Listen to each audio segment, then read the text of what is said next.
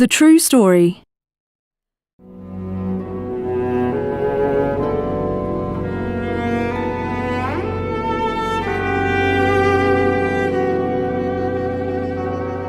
Luke, it's your father. I just wondered if you'd heard from your mother. Ridiculous to worry, I know, but she said she was popping out to the library a couple of hours ago. Hasn't been back. Lunch on the table and everything. No, I'm sure it's nothing to worry about, of course. Tessa, it's Daddy. I just wondered if Mummy had been in touch with you. No? Well, it's just, well, to be honest, I'm more than a little worried. Lunch on the table hours ago. She said she'd be back at noon. It's now 4. Ah, yes, Sergeant, yes. I wonder if you could help me. My wife, you see, went out this morning, never came back. She was due back for lunch, and it's now 6:05, by my reckoning, and no sign of her at all. Send someone round. That would be most helpful. Police in Sussex are searching for a missing woman.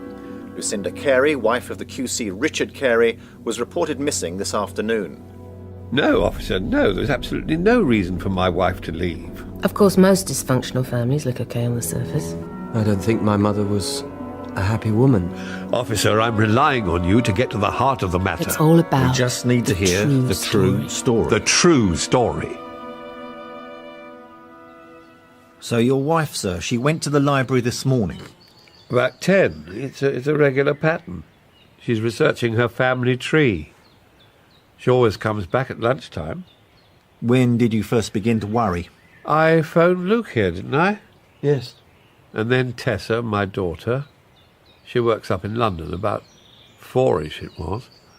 And then I phoned you people. Had anything happened to upset her? Nothing. It was just business as usual. Since I retired from the bar, we've led a quiet life, pottering in the garden, lunches up in London sometimes. No family rows, sir? Well, we're not that kind of family. Oh, we're not that kind of family. The kind that actually talks about anything. I mean, it's just the weirdest thing to happen, that my mother's gone missing. Are you going down there? I have to. There's police there and everything. Do they think she's been murdered? Dad sounded dreadful on the phone. Here we've got CCTV footage of the lady outside the library. 1000 hours. She was seen down by the canal. Bloke who does their gardens. 1200 hours, one of the neighbours saw her walking along the London Road, the other side of town by the industrial estate. 1600 hours, unconfirmed sighting of middle-aged woman on the footbridge over the A272 near Petersfield. You wouldn't have a fag on you, would you, Sue? Oh, yeah. Thanks. You know, my father gave up smoking overnight. About 10 years ago. I remember it. It was just lighting up, and Mum said, "Must you, darling?" And he looked at her and said, "No, actually." And he put it away and never smoked again. What time's it now? 9:10. You wouldn't have a cigarette on you, would you? Yes, sir, of course. Thank you. Better smoke in the garden, I think, don't you, Luke? Your mother will take a dim view. What normally happens in cases like this? We have to exhaust all possibilities, all the worst-case scenarios. But you see, with all these sightings, we can rule out the sort of things that... What I mean is, we're almost certainly dealing with a personal aberration rather than a crime. She was upset last week. Go on. There was this big do at my father's club. He's just published his memoirs, you see. Well, look, here's a copy. Aha, the book. Another whiskey? No, thanks. No, thank you. Had a bit of a do for it, was he telling you? My memoirs. I wanted to call it None of the Above, but they wouldn't let me. Publisher still is proud. All sorts of people there. I was rather touched. And Luce was wonderful as always. Gliding about, introducing people. Extraordinary memory for names. I've come to rely on her at these things, struggling to put a name to a chap's face, and she'll always manage to slip me a clue before I make a complete bloody fool of myself. Can't believe she'd do this to me. He's always so rational, my father. It's his job, you see. Being paid to persuade. Makes you lose touch with your feelings, I think. That's not being a lawyer, that's just being a man. Although with Mark... How are you two getting on? Since we split up? Fine. It's much better just running the business together. No more issues about commitment, whether we live together, all that. It was driving me mad. When Nick and I split up, I never wanted to see him again ever in my whole life. We've got a successful architect's practice together. It'd be crazy to let those feelings get in the way. I put his best skateboard out with the rubbish. I talked to my therapist about it. I've always kept my business separate from my relationships. Although, lingerie and sex toys, what would men know about that anyway? I realised I had to separate my work relationship with Mark from my sense of loss about us as lovers. Did your therapist tell you you're just like your dad? No, she's a Jungian. In writing my autobiography, I find I am beginning the story, as it were, towards the end. As the author of my own life story, I could hardly start at the beginning, with my birth, my faltering early steps, my lisping first words. That account would best be left to my mother, and I am grateful that she had the sense not to attempt to publish it. So I begin in the present. A man in his early 70s, his career behind him, enjoying the golden years of a long and happy marriage, children grown up, grandchildren. Sighting at Petersfield Station. We're following it up. We've talked to the librarian. She was looking at some old maps, and then she left it all on the desk. The missing woman? Bought a ticket at Petersfield Station, single to Waterloo. Paid by credit card. For signature and everything. When I decided to leave... Well, of course, I didn't decide, did I? It was more of a non-decision. It's not like me at all. All that happened was that I closed the file. It was maps of Sussex, I think, from the 1890s. Then I got up from my seat and started to walk. I walked out of the library, down the steps, and then I carried on walking until I found myself at the station. It's extraordinary, really, looking back. I'd never have believed myself capable of behaving like that. I knew I was going to have to come and see you. I just didn't know it would be now. Has anyone eaten?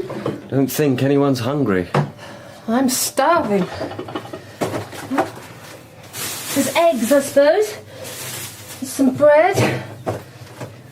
Do we feed that policeman, do you think? Perhaps we'd better. Dad keeps offering him whiskey, but they're not allowed to, are they? I'll make an omelette. Will you want some? No, I'm going home soon. Jan's been on her own with the boys all day. It's the weirdest thing, isn't it? I had a drink with Sue before I came down. She couldn't believe it either. The police think it's probably not a criminal investigation. You mean she meant to go? They don't know. But Mum's so sensible. So we thought. And Dad? Poor Dad. My father was Frederick George Carey, a naval officer who later served in India. He would regale my brother William and me with seafaring tales, and we would listen wide-eyed. I think we were too young to tell the difference between the modern ships he sailed and the world of masts and rigging, when sailors knew the earth to be flat. Are the boys in bed?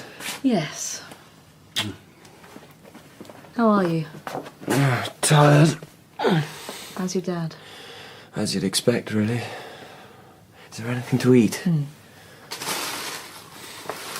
Oh, we all thought she was fine, didn't we? She pruned her roses, and went to the library, and did things for the church. When Poppy died last month... Oh, that sweet dog. I've never seen her cry for one of the dogs the way she cried then. Do you want some pickle on your sandwich? It's late. Don't you have a home to go to?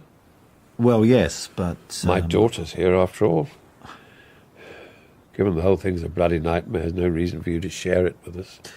If there's any news, you see. The Met are following up the Waterloo station lead. News? I seem to have been living this for days. Weeks, even. It's a terrible thing. Do people just walk out of their lives? You'd be surprised, sir. We've been married 42 years. I counted today, almost exactly 42 years. What I mean is, Luce wouldn't intentionally put me through a situation like this, which means, if you follow me, that it was against her will. But the railway ticket... For all you people know, someone could have whipped her bloody credit card and forged her signature. It might not have been her at the station at all. The clerk at the ticket office described her. Oh, it's easy to plant false memories. I do it all the time in cross-examination. She would never knowingly put me through a situation like this. I'm sure we'll find her soon, sir. Are you married? Yes, sir. We'll have had... I was 28 when I met my wife. Can you believe that? Lifetime ago. Astonishing good fortune it was. She sort of floated up to me at some ghastly party full of arty types. Suddenly, there she was, standing in front of me. Never forgot it. Well, I went to the party with a boyfriend. Quentin Oakshott, he was called. It was his brother's party, Gavin. He was a barrister like Richard. I met Quentin at art school.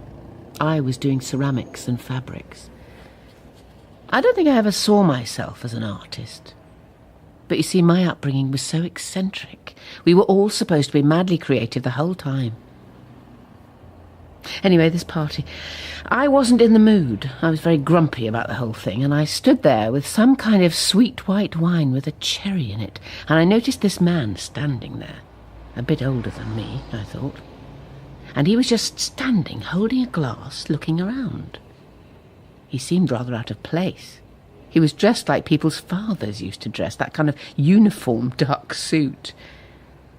But what I noticed was that he didn't mind. The party went on all around him, with all these noisy people pretending to be things they weren't. And he just stood there, not minding. I think she came up to me. I can't imagine I'd have approached her. I was much too shy. She had a glass with a cherry in it, and she made some joke about it, or pulled a face or something, and we both laughed. So that must be in your book, then? Good heavens, no. But how you met your wife? But no one's going to be interested in that. Anyway, even if they were. The details, you see? Tiny details. Yesterday afternoon, for example, she pruned the roses. No, not pruning, doing something about black spot, that was it.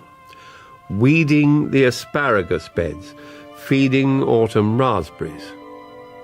Last night, my wife listened to a programme on the Home Service about a woman novelist who used to live in Istanbul but now lives on the Norfolk coast. Last night, a neighbour phoned about the church flower festival. Last night, I put out the rubbish. I set out to write the facts. I wrote the dates, the events. I joined my first chambers in 1953. I stood for Parliament in 1970. Of course, I'm not going to write about tomatoes and cherries and black spot and wheelie bins. Why would anyone want to read about all that? It's just scribbles, like telling her dreams. It's just ordinary life. When she came up to me at Gavin's party, she was wearing a blue dress with a wide skirt and matching high-heeled shoes, and she had gloves, long white gloves, that came up to her elbows. She will come back, won't she?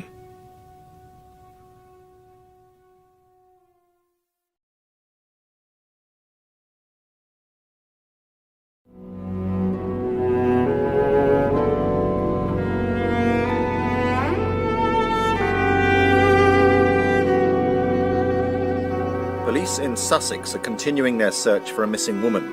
Lucinda Carey, wife of Richard Carey, QC, was reported missing yesterday evening, having failed to return to the family home near Midhurst. Mr. Carey! Mr. Carey! Tell us why you think your wife might not be missing? Mr. Carey, the police say there have been sightings of her. Is it true she took a train to London? I have nothing to say. If you don't mind, I'd rather you all went away now. Mr. Carey, could you just tell us if Your wife is having a nervous breakdown. I walked away. I turned away from everything, all at the same time. I walked. In the clothes I was wearing. I left the library. I went down the steps and I walked. It's really kind of you, lending me these things.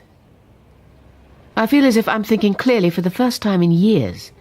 Perfectly clear-headed. Oh, dear. Do you think it's all been on the wireless about me? Cup of tea for you, Dad. All I seem to do is drink tea. Even that nice policeman's been making me tea. Can they spare you at work? Oh, Mark's just going to have to manage. You had a big project on. Yes. Your mother reminded me last week. What was it? Flats somewhere. Yeah, we're refitting a warehouse in Old Street. Turning it into loft apartments. Loft apartments. It's funny how that word's changed meaning. Loft. We had a wasp's nest in our loft once, do you remember? Mm-hmm. I haven't slept, you know, not a wink. It's been on the radio. I heard it. Luke will be here soon. Bloody reporters. Look at them, I'm surprised they haven't brought tents. I hope it bloody rains. Richard, I was so sorry to hear. Richard? Do let me know. I heard it on the news. Oh, you'd think if she was in trouble, she'd tell believe you. it when I heard. Never thought Luce would be the We've sort got of some character. lamb casserole in the freezer. Could always pop over with some. You only have to ask. Richard had this book launch for the memoirs. I'm really terribly proud of him. And the launch was fun. But someone came up to me. Sir Charles, it was. Blundered over, bless him. And said something about how it makes it all worthwhile for the unsung heroes. And I suddenly wanted to slap him. Managed not to. But I caught a glance from Luke. We've always been on the same wavelength, him and me. He's a history teacher, did I tell you? Oh dear, I do hate to cause them all this trouble.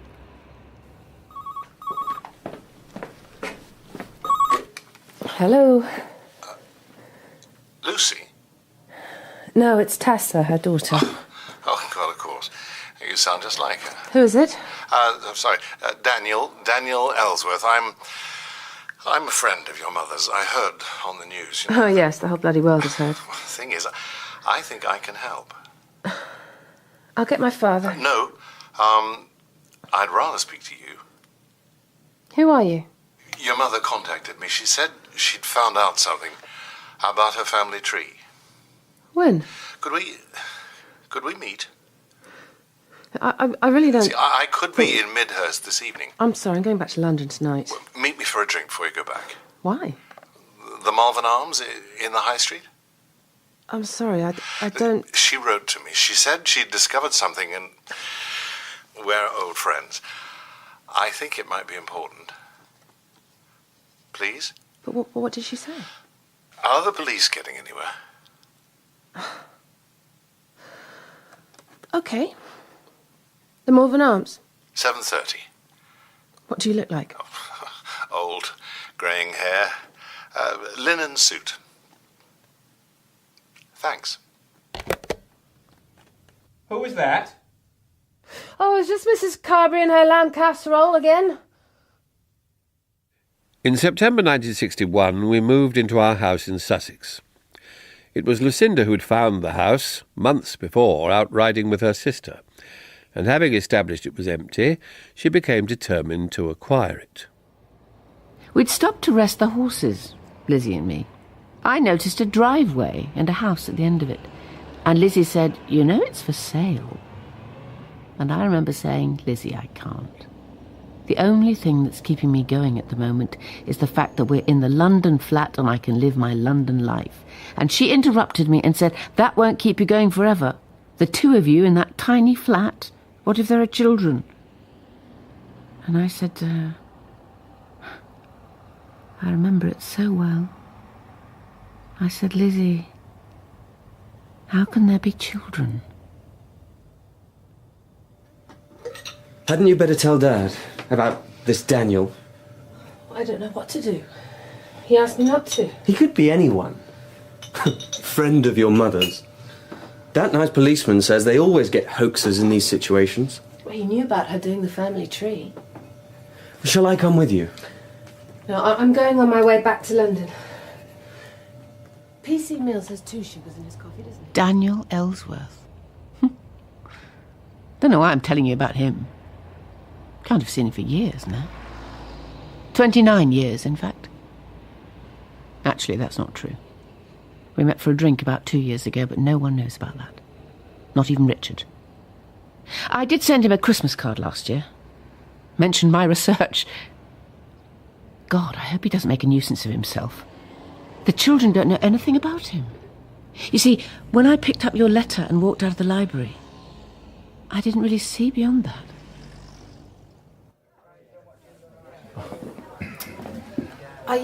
Are you Daniel? You must be Tessa.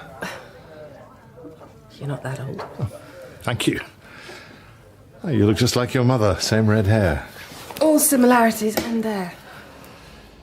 The problem is, now I come to think of it, because of what I said in the card, Daniel will think he's got some special secret of mine. Last Christmas, I just found out loads of stuff about my mother's family, and I mentioned it to him because I knew he'd be interested. Actually, I've met you before. Oh? You must have been 6, well, 7, maybe. I came to your house one afternoon. Why didn't you want Dad to know you'd phoned? There was one time when he came to the house. I don't know what I was thinking of. It was early on. 1972 it must have been. And he played with the children. God, how it pulls a woman's heartstrings if a man is wonderful with her children. And then there was all the bundling him out of the house before Richard got back, and hoping little Tessa didn't say anything about Mummy's friend. I was more Lucy's friend than Richard's, and after a while I suppose it just got difficult. Then I went abroad, got a lectureship in America and got married, and we lost touch. I mean, Christmas cards, you know. And the family tree? Well, no, that's just it. I brought the card in case you didn't believe me. It's silly, really, but look. Totally immersed in genealogy. Typical of women of a certain age, I fear. But one day I'll tell you what I found out about my mother's family. You'll be fascinated. And it will prove your theory right. Love Lucy. No one calls her Lucy. What was your theory? Oh, a joke, really. Just something to do with my work. Were you lovers? No. Tell me. Oh, God. I didn't mean this to happen. It's Daniel's sense of drama, that's the worry. He thinks everything's about him. He'll go wading in there for the best motives, and of course someone will guess, and he'll say, yes, we were lovers.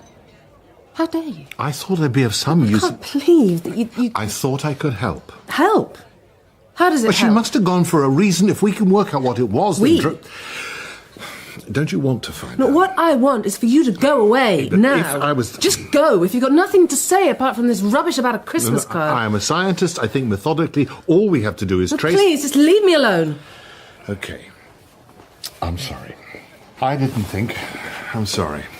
I'll go now. Don't go. I just hope it's Tessa, he tells. She'll be okay. Not Luke. Or Richard. God, not Richard. So, when? In the 70s. Couple of years. Years? How old was I? I don't know. It was 72. About 6, like I said. 8. I was 8. Richard was so hurt. So terribly hurt. Afterwards, I thought I'll never do anything to hurt him like that. Ever again. We'd better go. You'll miss your train. Yes. I'm driving back to London, actually. Oh? Don't suppose I can offer you a No. lift? No. Well, at least let me drive you to the station. Yesterday morning, I sat in the library thinking about bits of paper. Marriage certificates, dates of birth, maps of Victorian London, names and places and people and evidence. My mother, my grandmother, my father's mother, and I felt smaller and smaller. It felt as if these people had more existence than I had, and your letter was in my bag. And I took it out and thought, of course I could just go. No one will notice. No one will mind.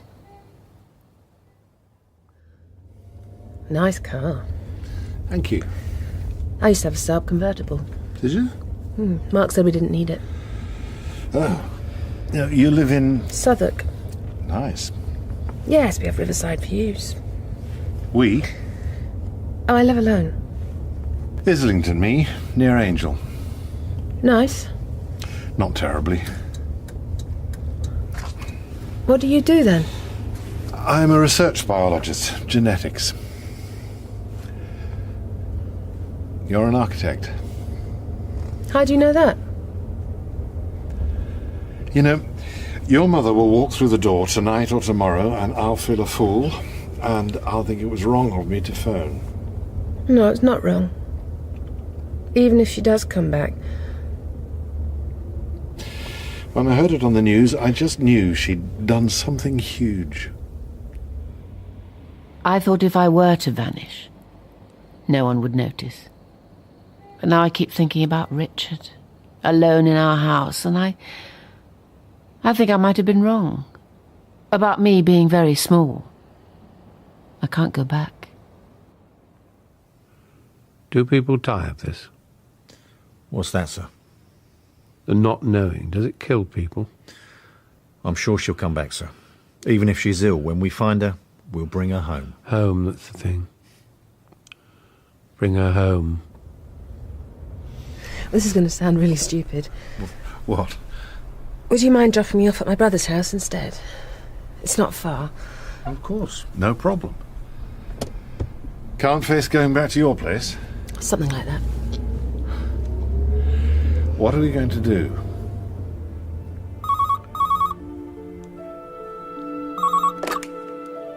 Hello? Richard? Luce! Is that you? Oh, Richard. But where? For God's sake, Seems where? to be all over the news. Well, of course it's all over the news. I didn't mean to cause all that trouble. For God's sake. I'm sorry. Come back. Come back home. I'm so sorry. Where are you? We'll come and get you. I love you, Lucinda. Please don't do this to me. Please come back.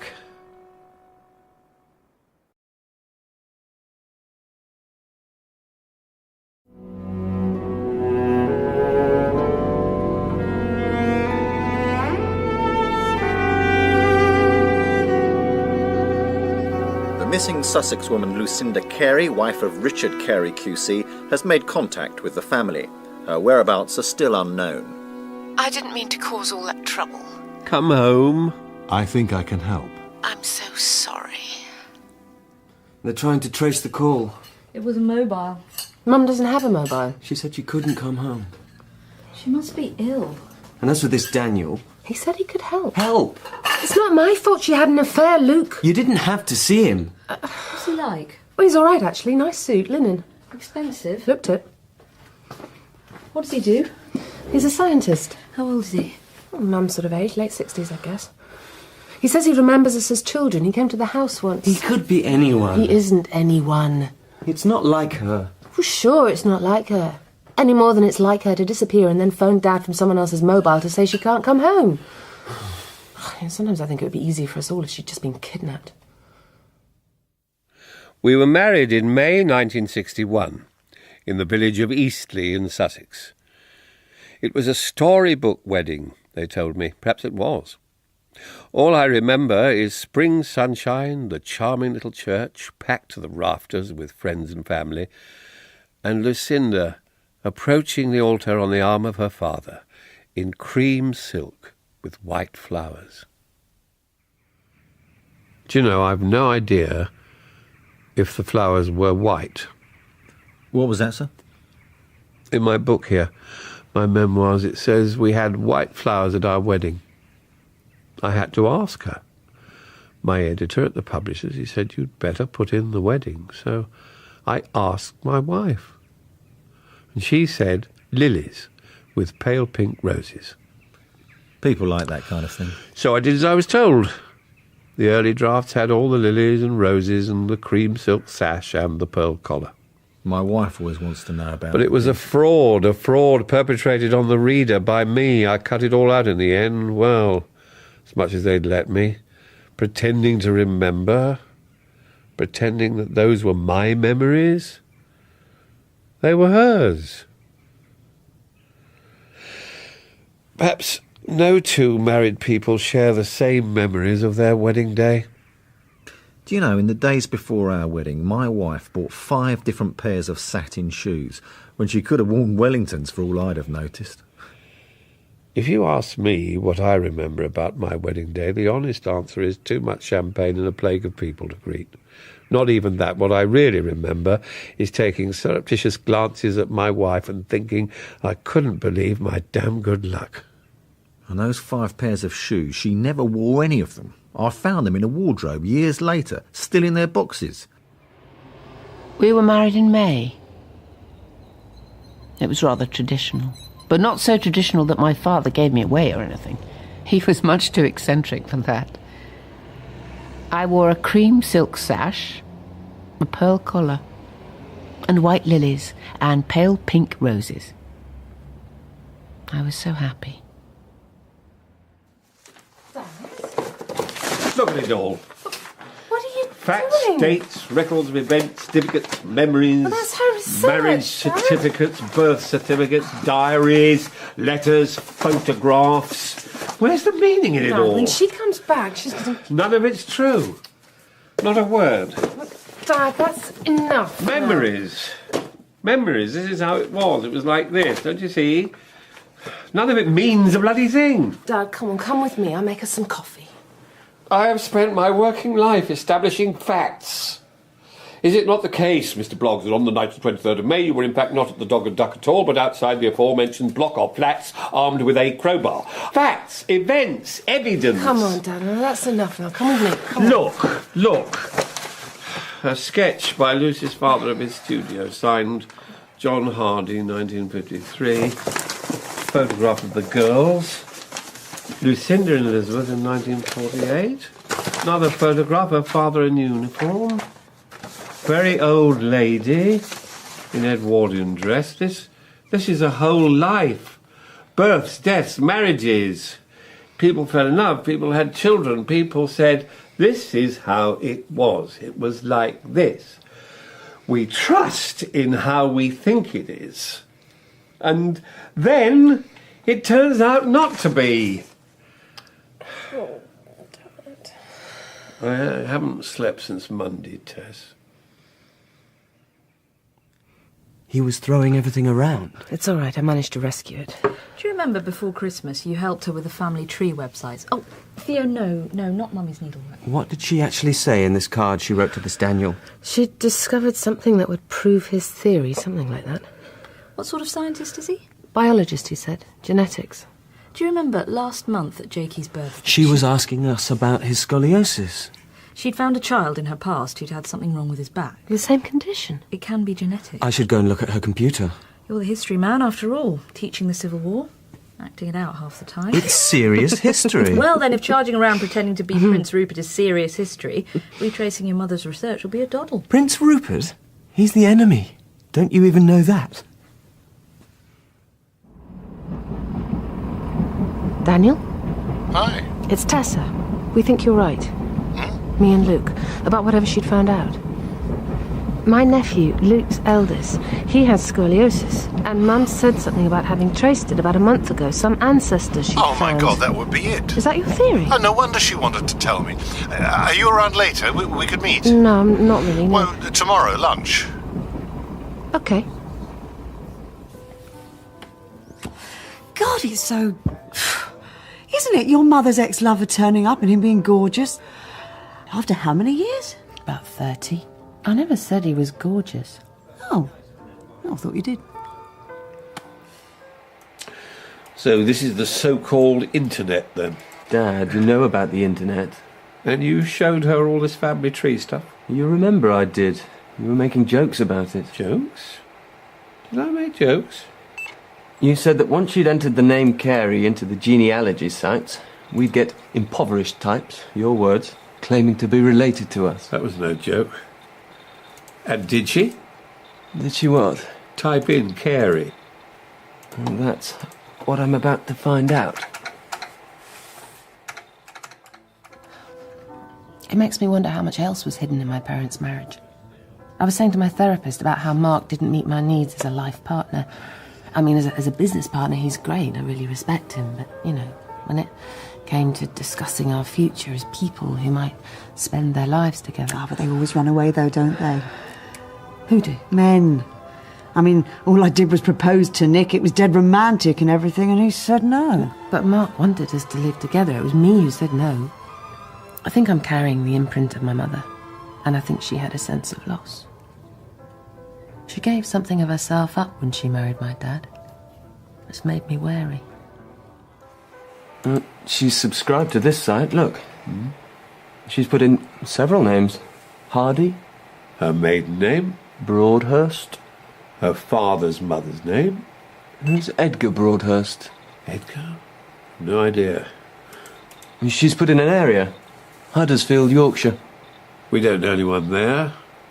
The Hardys are Sussex, as you know. Her mother's side were Londoners. Here's some more. MacLeod? Her mother was a MacLeod. There's probably a castle in the Highlands somewhere you could claim. Reynolds? No idea. Maybe her grandmother. Doesn't say. The mists of time. All these people leaving no trace. But if your mother left because she was unhappy with your dad, why did she wait 42 years? I don't know.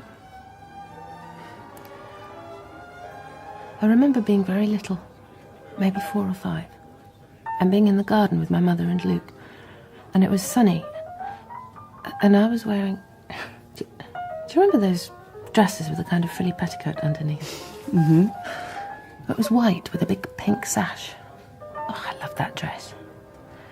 And I'd picked a flower, and I went to my mother to give it to her, and she didn't look up. She was holding Luke, who was small, about 2, and cuddling him.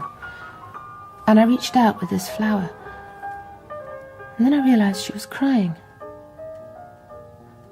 And she looked up and saw me, and she called me, but I ran away with the flower, and I tore it up into pieces. It was red. Bright red. Must have been a dahlia or something. And I scattered all these petals around the grass. When I think about my childhood, what I remember is my mother crying. Ah, come in, come in.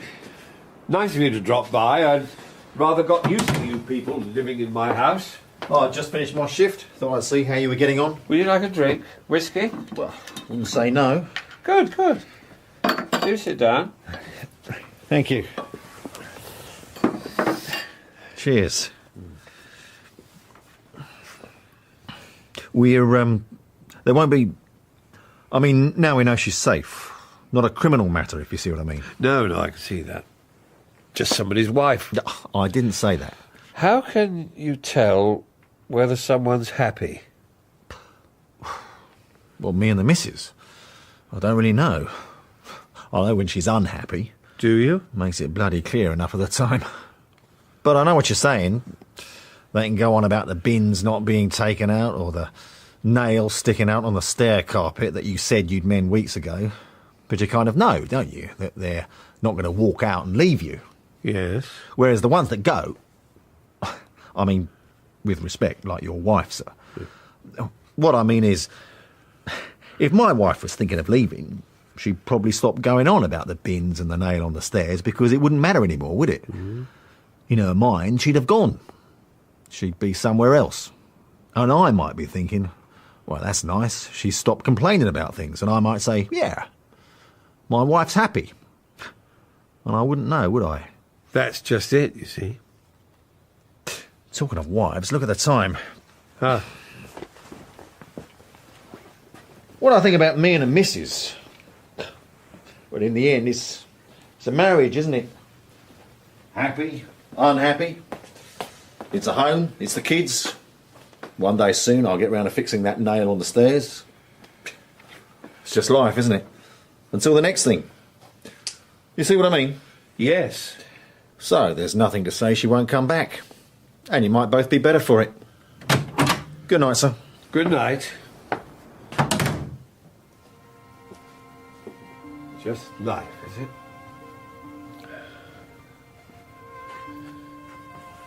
Family tree, here we are. The Hardys, Broadhursts, the MacLeods. Name of child, Lucinda Mary. Date of birth, 8th of June, 1938. Father's name, Name of Harding child, John. Moira Ailey. Mother's Date of maiden birth, 6th of July, 1916. Father's name, MacLeod. Mother's maiden name, Name of child, Reynolds. Rachel Miriam. Date of birth, father's name. It was a storybook wedding, they told me. Perhaps it was. All I remember is spring sunshine, the charming little church, packed to the rafters. All I remember is... Cream silk sash, a pearl collar. You remember, don't you? And white lilies and pale pink roses. Pale pink roses. I was so happy. Memories. This is how it was. It was like this. I was so happy. Were you? Luce? Tell me, Lucinda. Tell me.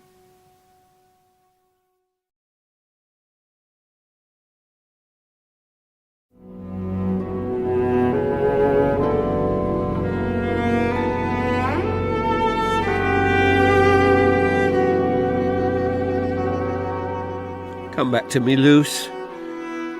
Please come back to me. I didn't mean to cause all that trouble. But if your mother left because she was unhappy with your dad, why did she wait 42 years? Nice home, husband who cares about her. She might have a bit of a think about it all and realise she's made a mistake. Yorkshire?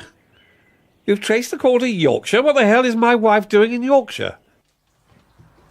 Yorkshire? Why would she go there? Perhaps there really is someone else. No one wanted to think it, did they?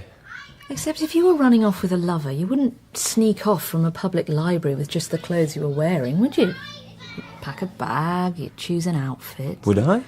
Well, you wouldn't, but normal people, women, they would. Anyway, when she phoned, she sounded terrible, your dad said. Not like someone starting a new life. Are you going to work? Yeah, I suppose so. What about you? A supermarket, I expect. No, I meant, what about if you were going to leave me for someone else? Would you choose an outfit specially? Me? Well, that's just the problem. Even if I wanted to leave you, I haven't got a thing to wear. Yorkshire. It was on the website. Daniel, no, I'm at work now. Yeah. Yorkshire, yes. I think she stayed in London and got the train on Tuesday morning. It must be the family tree, the clue. It must be in all those papers. Yeah. Lunch. Great. See you then. But you must have some idea, Richard. Do you? No, but You're her sister. people don't just go off. No, well, that's what I used to think. She's always been such a vulnerable person. She has? Well, you know, postnatal depression and... Does everyone know more about my wife than I do? Do you think she was having an affair? I can't go back. I did want to tell him. I wanted to confide in him. I think in some odd way I thought he might rescue me. Richard has all sorts of strengths, but knowing when to step in and take action isn't one of them. Last time, a long time ago, when I really, really needed rescuing, he didn't. He didn't know how. And it was, in fact, as you know, a catastrophe. I'm surprised the lab can spare you, Daniel. I really don't spend much time in the lab. Genetics, you said. Don't you wear a white coat and look after mice? Grow rabbit ears on them, whatever you people do. No, my stuff's more at molecular level, DNA. Oh. Oh, what are we going to do? I'm going to drive down there after work and rescue the family tree stuff from Dad. Bring it back to London. Then we can go through it properly. What about the internet? Luke's doing that. Perhaps you met a man through some genealogy chat room. Is my mother likely to run off with a man she met in a chat room? Hello? Oh, sure, yes. Yeah, I'm a bit tied up. I'll phone you later. Sure, me too. Who's that? Oh, just someone at the lab, you know. Here we are. Edgar Broadhurst, Huddersfield, Yorkshire, died 1870. Nothing found. What's this? Answer to search. Walter Reynolds, solicitor, of the Minories, London. Appearance at the Old Bailey, 24th of Lucinda April, Carey. 1897. Mother, Moira MacLeod. Mother's mother, Rachel Reynolds. In the spring of 1964, our chambers took on the case of Guido versus Stratton, and it fell to me. It was hardly a career-enhancing case, but it achieved some notoriety due to the nature of the litigants. A dispute had arisen over the usage of some property in Soho, the tenants of which were two young ladies, who were either popular socialites, much given to entertaining gentlemen, or common prostitutes. As I was representing the young ladies, it was only natural that I should trust entirely in their good character. But it did mean fighting my way through crowds of journalists every day at court. It was on one such day that I was telephoned and told that my first child, Tessa, had been born, and that mother and child were doing well. Mother and child were doing well. You don't have to read it. That's me, that is, that child. I made the decision to leave you and Luke out of it as much as possible. And Mum. You left her out as well. That's because she asked me to. Lucinda and I now found ourselves parents. Each evening I came home to a house whose routine centred round a small, demanding and delightful person. You wanted a boy, didn't you? Of course not. I don't see why you should think that. In fact, now I come to think of it, we definitely wanted a girl. I'm sure your mother wanted a girl. Why was she so depressed? When? After I was born. And after Luke. Why does everyone go on about her having postnatal depression? Well, it's very normal. Still is, I'm sure. Does calling it normal mean you can ignore it? Of course, I can say that I hadn't been normal for months. But one of the troubles, don't you think, with a long marriage is that anything can be normal. Both parties end up conspiring in an acceptance of behaviours that any outsider might regard as distinctly abnormal. If you live with it for long enough, it becomes normal to you. When I think of Richard and me, when I think of the sharp edges that have appeared in our marriage like broken glass, but we quietly wrap them up in cotton wool so that no one actually gets hurt, and then carry on as normal, which of course is anything but. In February 1966, our son was born. The house in Sussex was now a true family home, with dogs, and tricycles in the hall, and crayoning at hand height on various walls. I'm beginning to realise that the greatest tragedy in all this is that it won't occur to Richard what I've done. What are you doing? I'm putting it away. The book. What, your book? The memoir? Back in their boxes, all of them. I was going to give a copy to Elizabeth, some to the neighbours. Not now. Can go in the loft with the wasp's nest. By loft, I mean the bit of the house under the eaves rather than a light, airy space designed for urban living. Dad. It's not true, you see. Not a damned word of it.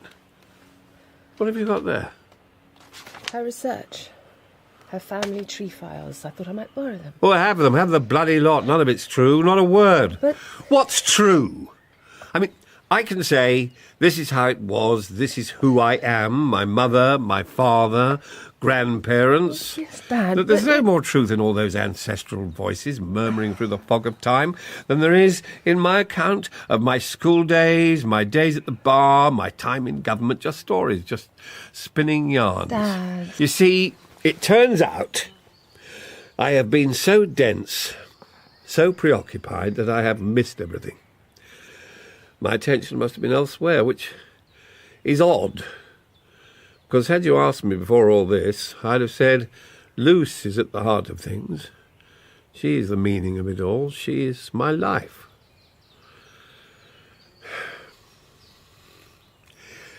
How big is Yorkshire anyway? How can they lose someone in bloody Yorkshire? Hi, Luke. Hi, Tess. How was Dad? Terrible. I'm really worried about him. We've got to find her, Luke.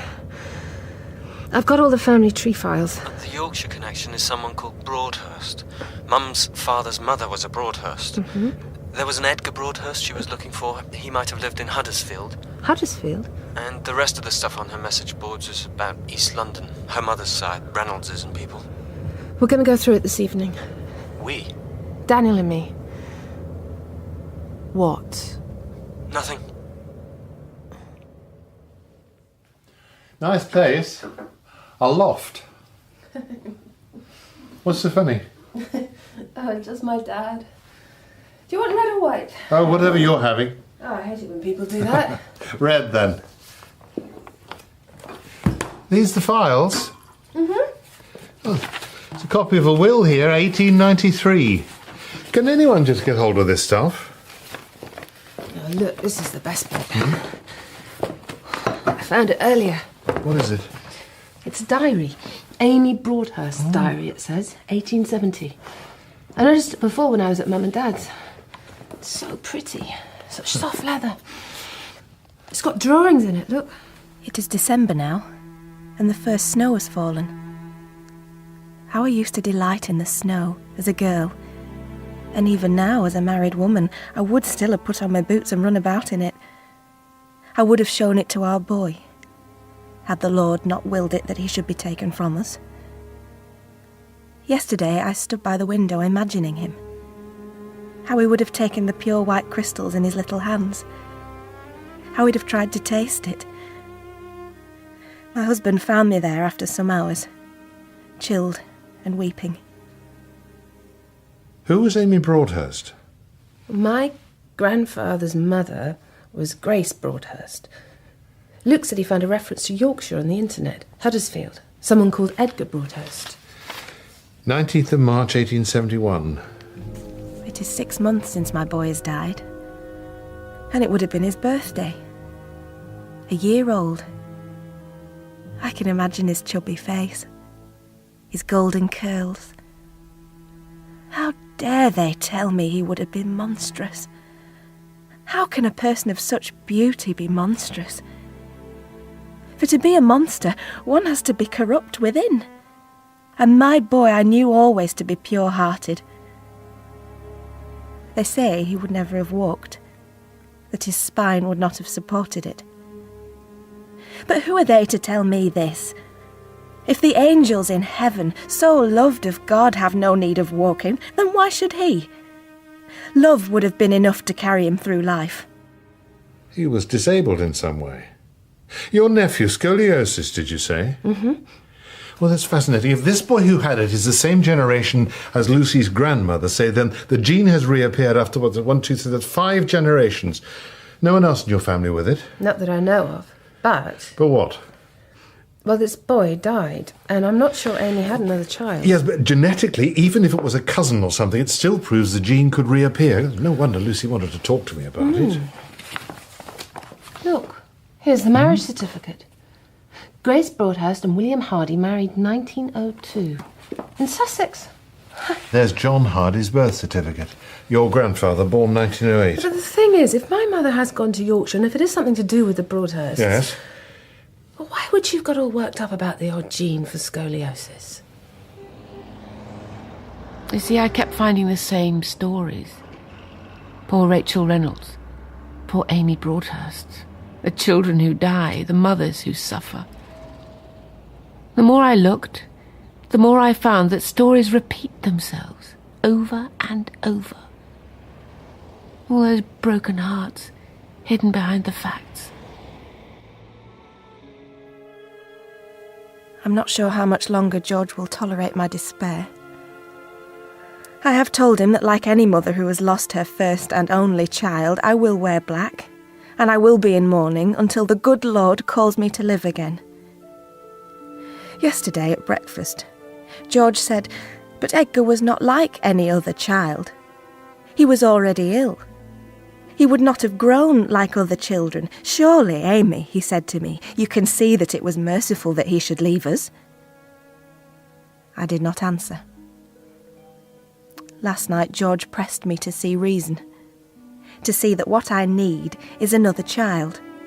A child who will be healthy. I went to my room and locked the door.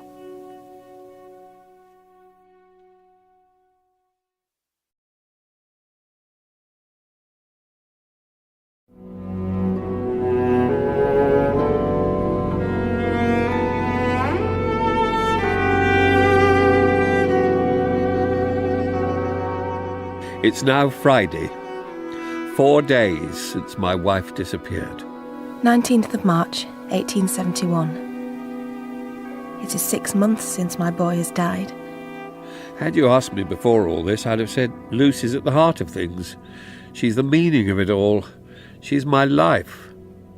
All those broken hearts, hidden behind the facts, the births, the marriage certificates, the wills, the letters, the diaries.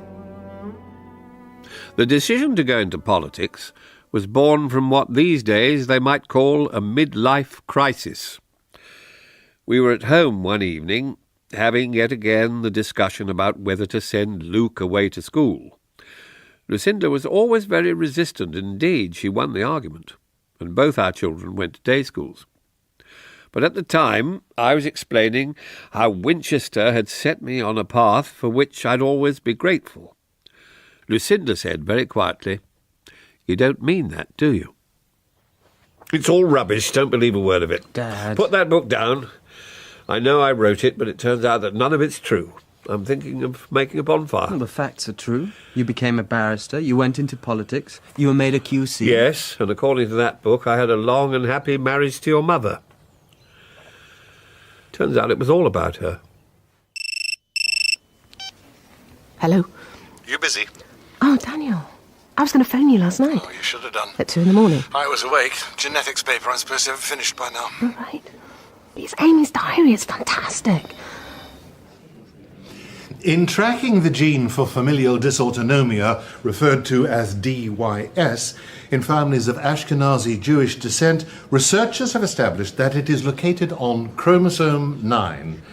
It is also the case that a single mutation accounts for over 99% of cases. Hello? Hi, it's me. Listen, have you found anything about anyone called Nathanson? No. I checked Mum's computer this morning. It was one of the names she'd been searching for before she went. East End of London, apparently, so it might be connected with the Reynoldses. Her mother's side? Hmm. I'll have another look. You all right? Bearing up. It's Dad I'm worried about. He's talking about setting fire to the memoirs. I know. I'm worried we're wrong about all this. All what? I keep thinking, perhaps she's found someone else. Perhaps it's nothing to do with her research. Perhaps all this is displacement activity because our mother's gone. I don't think so, Lou. Why would doing a family tree make you want to leave home? Well, Daniel thinks that... Well, yes, we all know what Daniel thinks. Don't be stupid. Well, he's in love with her. And? I found a picture of a house. What? In 1871, Amy Broadhurst drew a picture of a house in Yorkshire. And then last night I found a brochure in Mum's papers, and it looks like the same building. And it's a hotel. Who's Amy? What are you on about? Crazy, I know. I think I might just have to go to Yorkshire and see. With Daniel. I set out early from our house, as soon after breakfast as possible. George was away in Derby for the day. I crept away through the kitchen garden so as not to alert cook or the maid, and found myself on the open road. She walked. She was my great-great-grandmother, and she walked from Derbyshire to Yorkshire, and she ended up at this building. Look, she's drawn it in the diary. And here's the brochure, and it's the same place. The Homesdale Hotel at Brockworth Mill near Huddersfield. Why would my mother have a Yorkshire Tourist Board accommodation guide, and why would she have marked this page? And then when you read the diary, there's a whole account of Amy's journey to Yorkshire, only it stops when she arrives at this place. She sits down outside it and she draws the picture, and then there's just silence. There's some gaps where the pages have been torn out, and then the rest is blank. Have you told the police? The police? Yeah. Whatever my mother was looking for, it's the same as whatever Amy Broadhurst was looking for. I'm not sure the police will see the connection. I'm not sure I do. Oh. I'm sure you should tell the police what you found and they can interview these hotel people. No, but they're not... There's no point you racing up there on the off chance of finding her, is there? I'm sorry about earlier. It's fine, really. Look, I think you should tell the police about this hotel. I have. I phoned them after lunch. They're sending people up there. I told Dad, too. Oh. And what does Daniel think? I don't care what Daniel thinks. The tracking of genetic mutations has, of course, been available for some time as a research tool in tracing human origins, the key example of this being the out-of-Africa hypothesis. So, my wife stayed in London last Monday night, caught a train to Huddersfield on Tuesday morning, and spent Tuesday night at this odd little hotel before vanishing again. So it seems. She paid with cash, left no traces, went on her way. And the mobile phone call? We think she bought a mobile phone, used it to call you, and it's been switched off ever since. We're working on tracing the signal. There seem to be many different versions of my wife these days, and not one do I recognise. All I can say is, sir, this is the behaviour of someone who has absconded for some very definite reason, and who is quite determined not to be found. At some point, I must have come to the conclusion that this is what I had to do. It was odd, because I had no intention of doing it. No intention of walking out at all. But when I thought about seeing you again, it became like a background noise. A sort of electric, urgent humming that I couldn't switch off. Why couldn't I tell Richard? Because he'd say no, of course. He'd forbid it. That was clearer to me than anything else. That if I was going to do this, I'd have to do it on my own. Our dog, Poppy, died about 3 weeks ago. Poor old thing. And I remember having this odd thought as we dug the earth over the grave. I thought, now I'm free to go. Now I can go and see him. In tracking genetic mutations that occur only in people of specific racial groupings, for example, as in this case, families of Ashkenazi Jewish descent, there are wider implications that affect whole populations. I would go so far as to say that the genetic story is the one that tells us who we really are.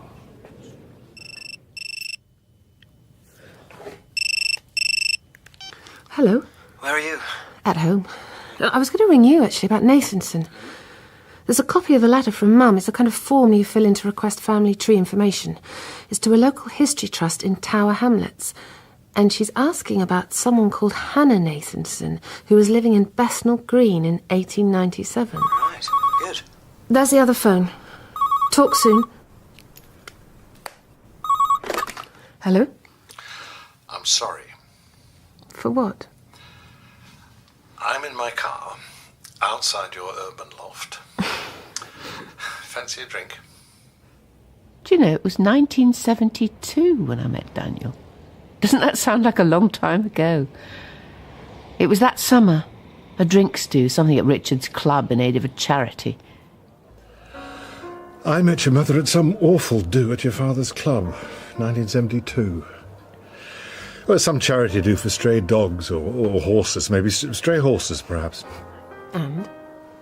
Anyway, there she was, standing by the fireplace talking to someone. She was wearing some very 60s sort of dress, quite short, pink it was. Her hair blew across her face, that long auburn hair, and she reached up to brush it back and caught my eye. It was ridiculous, really. I was wearing this lovely new dress. Quite short it was. Pale blue with matching sandals. 1972. Richard was very preoccupied. In 1972, there was a by-election in the constituency of Brushdean, caused by the death of the incumbent, and I was asked to stand as the Tory candidate. It was complete madness, of course. You see, I was someone who was born a grown-up and got steadily younger. Such a sensible 8-year-old, much more sensible than my parents. At 15, I was staid and boring. At 20, I had bags of common sense, but by the time I was in my 30s with 2 children, I was capable of extreme folly. I have to confess, when the voting was declared and I found that I had won, I had some difficulty in sharing in the general jubilation around me. I remember the constituency chairman taking me to one side and saying, "Of course, dear boy, it was only because of your charming wife that we got anywhere at all." It was crazy, dangerous, and inevitable. I continued to sleep with Richard as well. Well, there seemed no reason not to. How did it end? I don't know the exact details. She wouldn't tell me. She said that Richard had found out, and that was that. And we had 2 years, almost. 1974. I didn't really understand, never have. I rather fondly thought we might end up together, if I thought about it at all. Which I didn't. So, you went to the States? Yes. And? Oh, you know. One marriage, now over. One son. He's 21. No, 22. I'd probably have stayed there if this research post hadn't come up. And my mother? Oh, she meant it. I know she floats around in that wafty way with that self-deprecating English charm, but don't be fooled. I'm not. And then there was the long crawl back to some kind of possible life together. Some way of continuing. Sometimes I thought we'd never make it. 1974. In 1974, the seat of Brushdean reverted to the Liberals, and I found myself no longer a Member of Parliament. I went to see Harry Earlsham, my old head of chambers. We went to It was his as club. if Richard and I had been dismembered. The body parts of our marriage lying around in pieces on the carpet.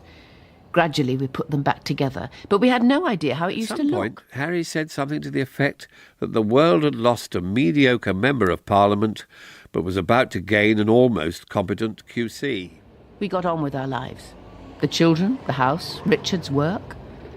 In the summer of 1974, the dog had puppies. The garden looked beautiful. My sister Lizzie had a miraculous late baby. And every so often I would look up and catch Richard's glance and feel a terrible aching fear.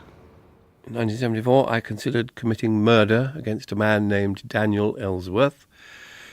In 1974, I was admitted back to the bar.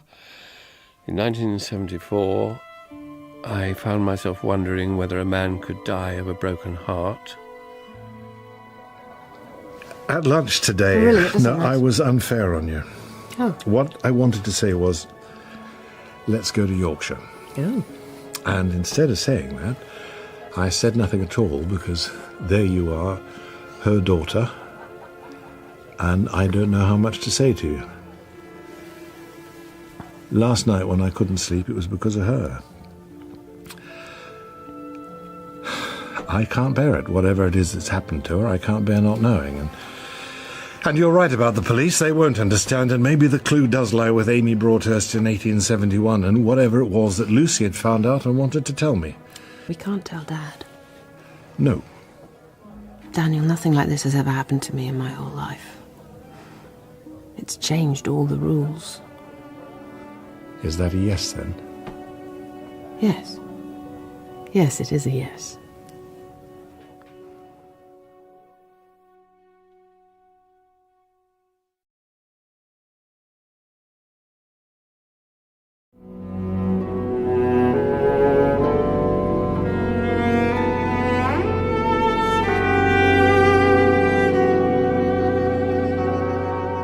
I set out early from our house, as soon after breakfast as possible. I crept away through the kitchen garden so as not to alert cook or the maid. The police reckon Mum was using a mobile phone. They're trying to trace the call. So, officer, you're saying my wife caught a train to Huddersfield on Tuesday morning? How was yesterday? Terrible. We persuaded Dad to come round for lunch, but he didn't eat a thing. I spoke to him on Saturday night. I'm just about to go over there. I wish the police would find her bloody phone. If she'd run off with another man, why doesn't she just say so? Did you get any further on the computer stuff? just before she went, one of her searches was about adoption. How would you track down someone who'd been adopted in the East End of London in the 1890s? Mm-hmm. There's been no reply so far, but I thought I'd send it out again in case the replies gave me a clue. I might phone you at lunchtime if I get a moment in the staff room. I'll try my mobile then. Another lunch with Daniel. Yes, actually. Doesn't Mark mind? Mark and I are business partners. My reluctance to accept the offer to serve in the government stemmed from the diffidence that had plagued me since my school days.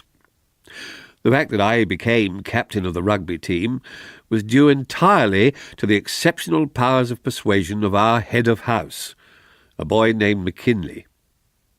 It was a similar process which resulted in my being appointed to the Ministry of Agriculture in a junior capacity. Dad? What? Oh! Do you think I can ask the publishers to pulp the whole print run? What print run? The memoirs. Look, Dad, put them in a box and tuck them away somewhere, and when all this is over and Mum has come home, you can get them out again and... But what if this is how it's going to be? Forever? They'll find her. What if she doesn't want to be found? I do remember the roses, you know, on our wedding day. I didn't put them in the book. They were pale pink. I remember after the service we came out of the church, newly married. She was wearing white satin. There was a scrum of people and confetti, and one of the roses in her bouquet was crushed. Petals fell and scattered. I remember watching pink petals float across white satin in the sunlight. Dad? Hmm? I've got to go to work now. Oh. Oh.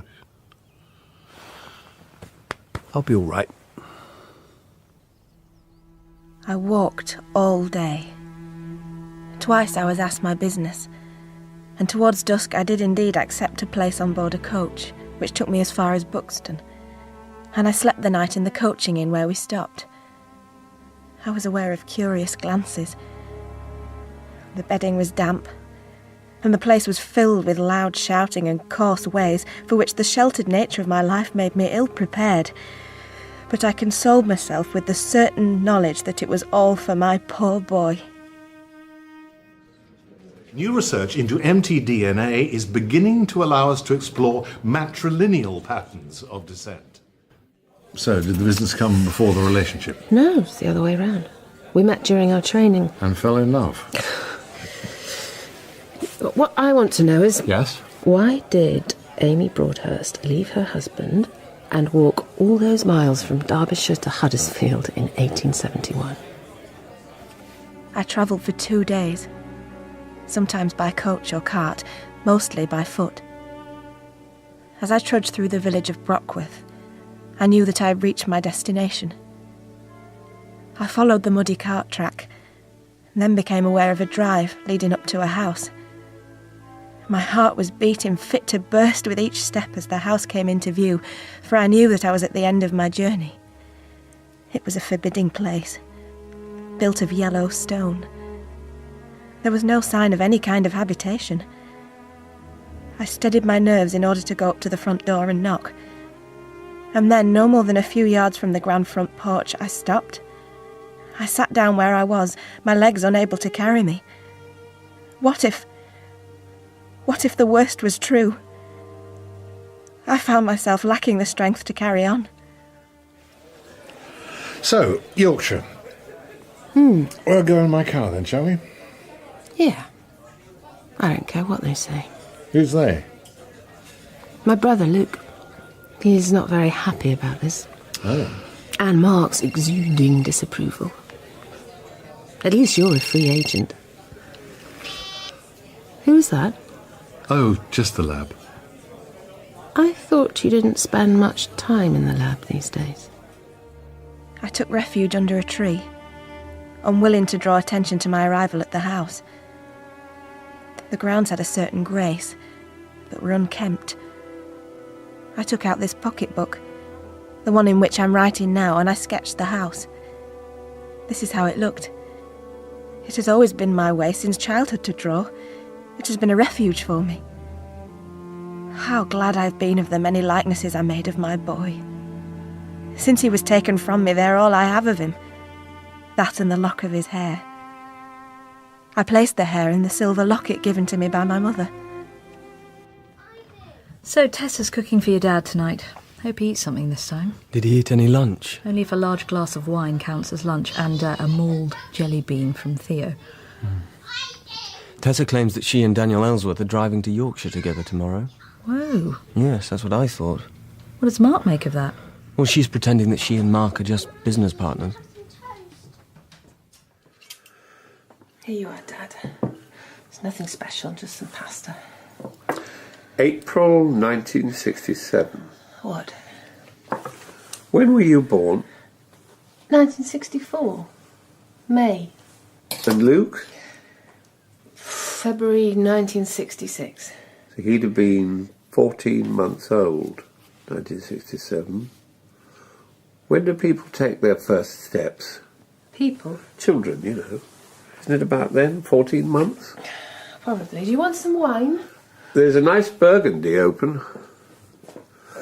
I mean, according to my book, I know it was raining on an evening in April 1967 in Piccadilly. I know I ate Dover sole in bloody Jermyn Street, and yet at home, you were here with Luke and your mother. Do you remember that toy animal you had? Moth-eaten thing, supposed to be a tiger or something, lion maybe. Pooba. Pooba. She was a leopard. Leopard. What happened to her? She's at home. At my flat. Oh, good. Do eat something, Dad. And yet I don't know, according to my own memoirs, when your brother took his first steps. He had lovely curls, Luke did. Golden curls, like the child in Silas Marner. I drove her away, Tess, I drove her away. By not remembering. The greatest tragedy of all this is that I have this phone and Richard can't phone it. It's symbolic, really. I know you think I'm being unfair to them by keeping it switched off. Oh, I wish I'd never bought it. 1958, I met your mother through a mutual friend, a fellow barrister, a member of my chambers who hosted some kind of cocktail party. Gavin Oakshott, it was called. And this chap's brother came to the party with some friends from art college, and one of them was a Lucinda Hardy. I'd gone to art school at the age of 18, because in my family that was what one did. I was 28, she was 20. She floated into the room on the arm of Gavin's brother, Quentin, I think he was called. She was wearing a blue dress with a wide skirt and high-heeled shoes. And she had gloves, long blue gloves. I was wearing a blue dress and white round-toed shoes and gloves. Lovely, long white gloves. And everyone was drinking this ridiculous fizzy sweet wine in cocktail glasses with cherries on sticks. He was so different from anyone else I'd ever met. See, I only went to art college because it was what one did. And anyway, I liked working with ceramics and fabrics. I was good at it. I think a lot of people thought we were terribly ill-suited. I know when I first visited her parents, my first thought was, how on earth do I introduce this lot to my parents? The truth is, a lot of people thought I was settling for something, compromise. Flighty but talented young artist with no discernible way of making a living settles for dull but respectable lawyer. Well, people were terribly wrong. Richard was the most real person I'd ever met. He allowed me to be myself. He gave me privacy. He liberated me. Her mother, Moira. Do you remember Granny Moira? Mm-hmm. Do you? Mm-hmm. Yeah. She'd sit in the drawing room, that huge, great room with the bay windows, stenciling the furniture, so there'd be all these chairs with orange tulips all over them. And all the while, the plaster's crumbling from the walls, and the pipes in the upstairs bathroom had been leaving damp marks on the ceiling for months, probably. My parents came back from India in 1947 and lived in a semi-detached house in Pinner. No damp, no crumbling plaster. Dinner served prompt at 8. I remember, soon after I'd met Richard, he invited me to see a play. It was a modern dress King Lear, and it annoyed me. It was all very fey and of its time. It's difficult to describe now. But the set was all grapefruit yellow and angular grey and wispy. It was supposed to have some kind of parallels about the post-war and the disillusion with the new Elizabethan age. I can't remember exactly. And over dinner afterwards, I banged on for hours about why this was all wrong, and how if you were going to use that stuff, which you have to remember was very influential, you can't just throw it all over the set without thinking about it. And he listened. He sat and nodded and paid attention. And from time to time asked me a question, always good questions, ones to help the argument along. And I realised that none of the men I'd ever spent any time with had ever listened to me. I mean, really listened. They were always keen to use my point of view as a kind of stepping stone, something to trample underfoot to advance their own views. But Richard, he listened. I fear that he'll never know how much I've loved him. I do remember your brother's first steps, maybe not the very first, but I do remember. We were in the garden, it was sunny. I remember sunlight. And Luce was sitting on a rug on the grass, and Luke was toddling towards your mother with his arms stretched out above his head. It's funny, isn't it, how very small children walk that way, as if their arms are an important part of the whole doing of it. And I laughed, and I think you laughed. Yes, you were there, because it was you laughed.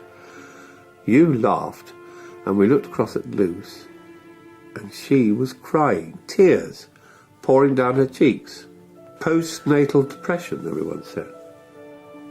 Yes. Why she left me? Dad, tomorrow. What? I'm going to Yorkshire tomorrow, Tuesday. To that hotel she visited. But she's not there. I thought I might find a clue. Oh. Well, even if you find her, even if the police find her... We'll find her. What if she doesn't want to come home?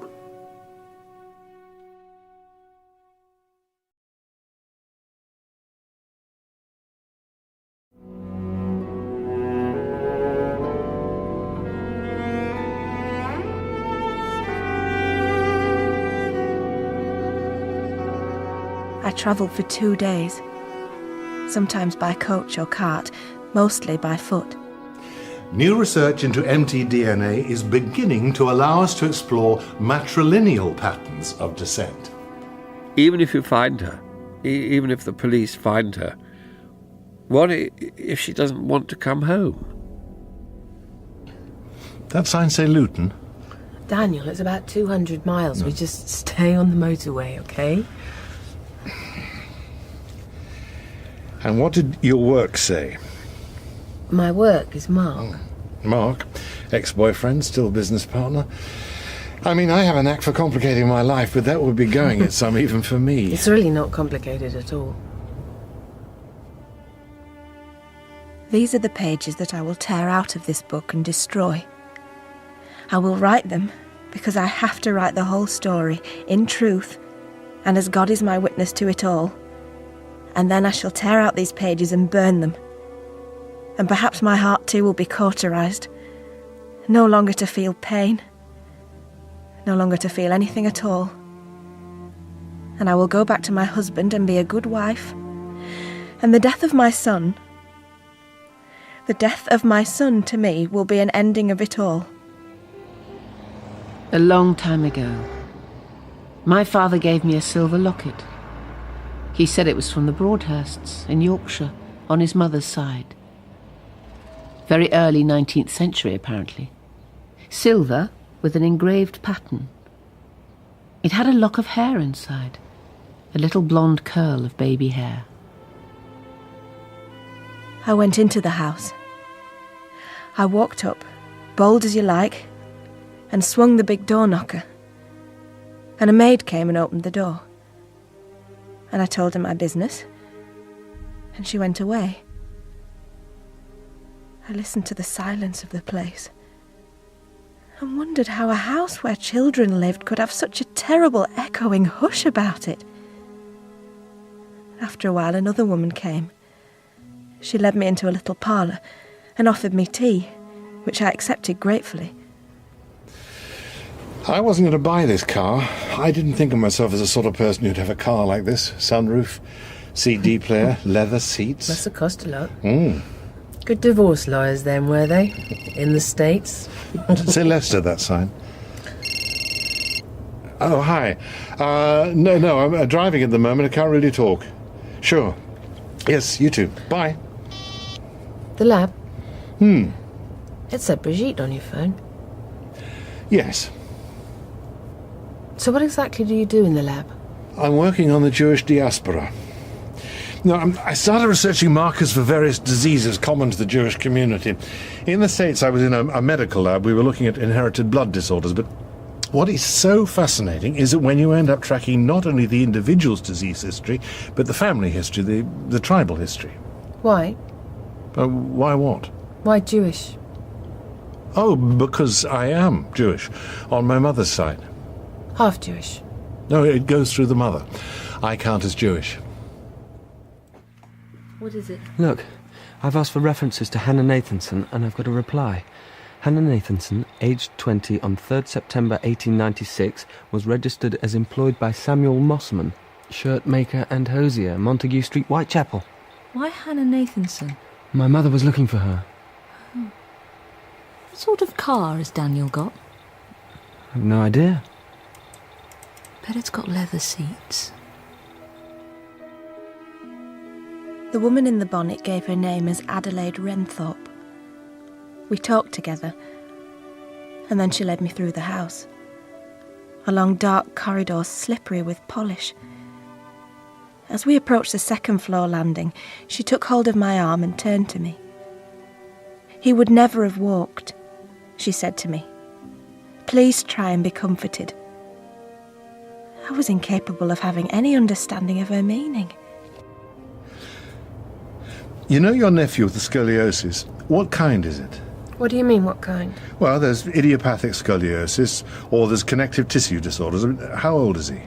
5. Infantile scoliosis. It's often genetic. No one else has it. Not that we know of. Mrs. Renthorpe opened the door. At first my eyes could see nothing beyond the gloom, but presently I could distinguish row upon row of cots, and in each cot, barely covered by a miserable blanket, lay a child. There must have been at least 20 such children. She asked me whether I was sure I wished to see him, and I indicated that indeed I did. All I could see were pallid faces, huge eyes gazing upon us as we passed. And then we stopped. I looked down, dimly aware of a figure in the bed who seemed to look back at me. And I turned to Mrs. Renthorpe and said, "But this is not he. This cannot be my boy." Does he have a spine brace, your nephew? Not at the moment. They monitor him, you know. Jan, Luke's wife, she takes him off to osteopaths and people. He's fine. He's just a little boy, you know. He's lovely. Mrs. Renthorpe was saying to me, "This is Edgar Broadhurst. He was born in March last year. He's just a year and a half now." And I found myself gasping. "But what about his curls?" And Mrs. Renthorpe said, "We cut their hair, Mrs. Broadhurst, because of the lice." I stared down at him and a hush seemed to fall. And at last I said his name. His eyes came to rest on me, and I waited for his smile. His beautiful angel smile that would have made the darkness shrink away to the corners of that terrible place. But there was no smile. And I slowly leaned over and lifted him up. His poor twisted body, his wasted legs, and took him in my arms. And I said his name through my tears. I couldn't stop, saying his name over and over again, holding his poor body against mine own, for of course it was my child. My boy. My dear, dear boy. I wonder what she found Amy Broadhurst when she came here. It's all about her son, isn't it? The one who died. Doesn't explain what your mother was doing here either. Perhaps she found the missing pages from the diary. It was Mrs. Renthorpe who took him from me. Fought with me to take him from my arms. She laid him back in his cot and his face was wet with my tears, and then I could see that he knew me not. I could barely stand, and Mrs. Renthorpe allowed me to lean on her as we turned away from him. As we did so, his hand reached out towards me, a momentary flicker of his fingers before they dropped down again on the meagre blanket. Mrs. Renthorpe led me from the room, shutting the door behind her, and sat me down on a bench on the landing. And there I wept. And I have no shame in saying so. That in front of a woman with whom I had no acquaintance, I wept as though my tears might be blood and my life might drain away with them. And at last she held my face between her hands and said to me, "He is dead. It is better for you that he is dead." I imagine myself running back into that dreadful room, seizing him up and taking him with me, taking him home, but she shook her head. "Think of your husband," she said. I thought of my husband, and I breathed a long, deep breath, and I knew she was right. And at that moment, part of me died. The better part. The part that was my firstborn son. And so I left that place forever. At the door, Mrs. Renthorpe said, "We must accept the will of God in these things." And I said, "I will always obey the will of God. But I will not obey the will of men when it goes against the will of God as I understand it." And she said, "I will pray for you, and for your children yet to come." And I went from that place and walked into the village, and then somehow I made my way home. I will not dwell on the anger of my husband, only to say that it was silenced as soon as I told him where I'd been and what I'd seen. And in due course I became once more a wife to him, not from any love for him as my husband, but in the knowledge that my only salvation lay in becoming once more a mother. And now I shall remove these pages and put them to the fire, and I shall henceforth be silent and carry within me my lost child, as any mother does who has lived to see her child depart from her.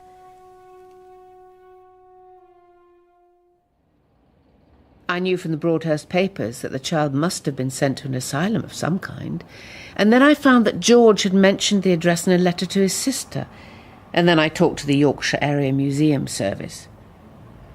But it was only when I put Amy's drawing next to the various photographs that I picked out the hotel.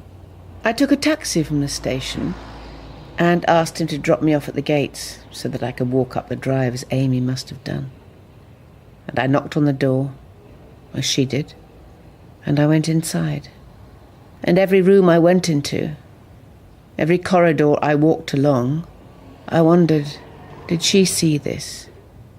Did Amy Broadhurst walk where I'm walking now? We knew it was some kind of hospital before we became a hotel. Well, for years, this place wasn't anything at all, completely derelict after the war. And then the mill next door acquired the land, but didn't do out with it. And then they closed, like all the mills. Then the hotel company moved in. So when you say hospital... It were built in 1846 and expanded over the years. Used to belong to the Fielden family. They were Methodists. And in 1862, they made this place a hospital for sick children and orphans. It were the mills, you see. Them children who crawled under the spinning machines. Oh. Terribly injured they were. Nowhere for them to go. What did my mother want to know? Well, much as you've just said. She told me about the diary and the little boy and the woman who walked here from Derbyshire. And she wandered about a bit, and the next morning she booked a taxi to the station, and we thought nothing of it, until the police came to ask us about it. Do you know if this woman The one from Derbyshire. I mean, do you know, did she find the boy? I couldn't help her with that. We have a few names on the records, but there was nothing for the name your mother was looking for. I reckon they was just forgotten, the little uns. It weren't like it is now. So, my mother found out what? Something about this boy, her great-uncle, Edgar Broadhurst. It all seems terribly sad. Well, perhaps it always is. Every time I look at my results, what I'm actually seeing in all those strands of DNA is centuries of loss. Generations of exile. And survival? Yes, survival. I'm hungry. Should we go and find a nice country pub somewhere? In the end, I was no further on. I knew that Amy had had a child who she said had died. I knew she visited this place in Yorkshire in search of him. I assumed that he hadn't died at all and that he was kept there. And I know that Amy went on to have 2 other children, one of whom was my grandmother. I wish I'd found the torn-out pages from that diary. We've got the mobile number that your wife used. The call was made from the Huddersfield area. We're still tracking it, so if it's switched on again, we'll be alerted. Here's the number, sir. Oh, right, thank you. The chief thought it was for you to try it. Not a criminal matter, you see, in these circumstances. Yes, of course. So I'll leave it with you then, shall I, sir? Yes, thank you. Leave it with me.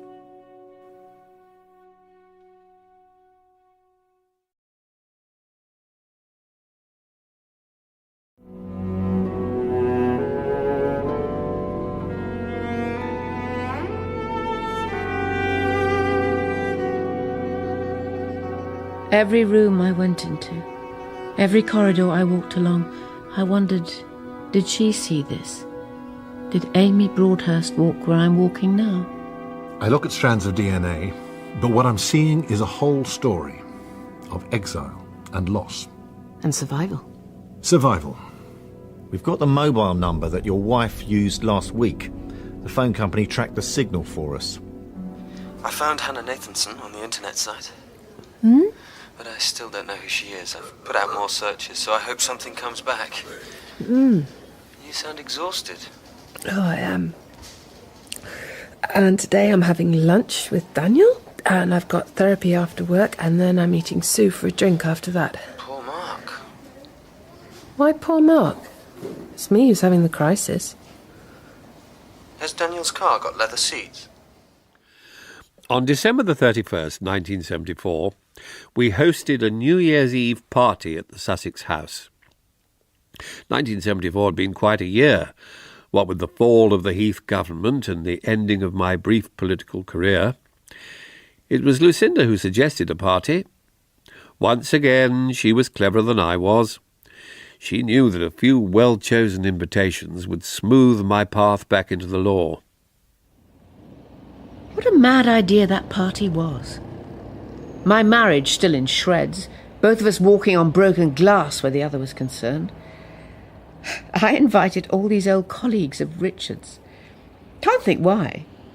Some kind of pretense that everything was all right. I remember a party at the house in Sussex. I can't think why I was invited. You must have been about 10. I remember you running around in a party frock. 10? Yes, it was New Year's Eve or something. And when it was all over with your mother, I suppose we were being civilised. And your father being civilised too. I can't think what we were all playing at. I'm amazed he didn't shoot me. At some point in the party, my wife came over to me with a man I didn't recognise. "This is Michael Seymour," she said. "Harry suggested I invite him. He'd like to talk to you about joining his chambers." I don't know how I got through the evening. Do you know, I think Daniel was there as well. What was I thinking of? I suppose it was terribly 70s to be civilised about relationships breaking up. Lucy was magnificent, of course. Your father could barely cope. He was monosyllabic, prowling round like a wounded bear. I think neither of us quite knew which one of us had won. Perhaps neither of us had. I remember Daniel chatting someone up. One of our neighbours had brought his niece, a young woman working in publishing, I think it was. She was wearing a short orange skirt and white boots. I remember Daniel making sure he was standing next to this girl when midnight struck.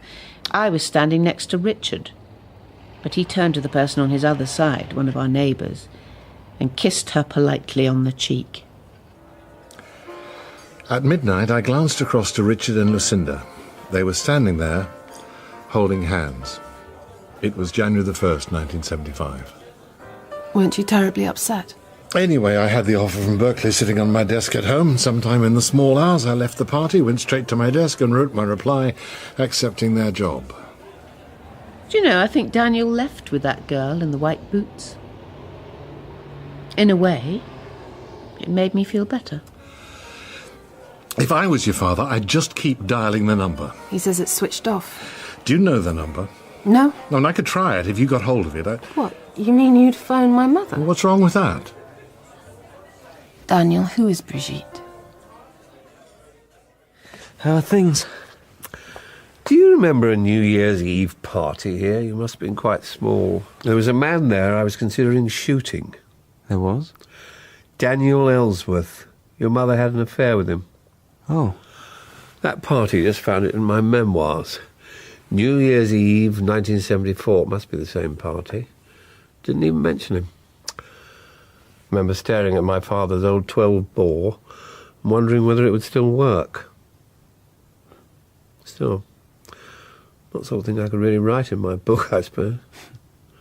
On New Year's Eve, 1974, I came closer to killing a man than I've ever done before or since. It has a certain ring about it. Do you think he's with her? Who?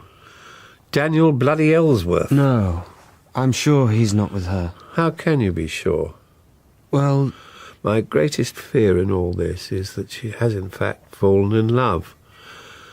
If not with Ellsworth, then with someone else. It's as if Dad's complicit in her absence. As if he knows deep down why she's gone, but he's in denial about it.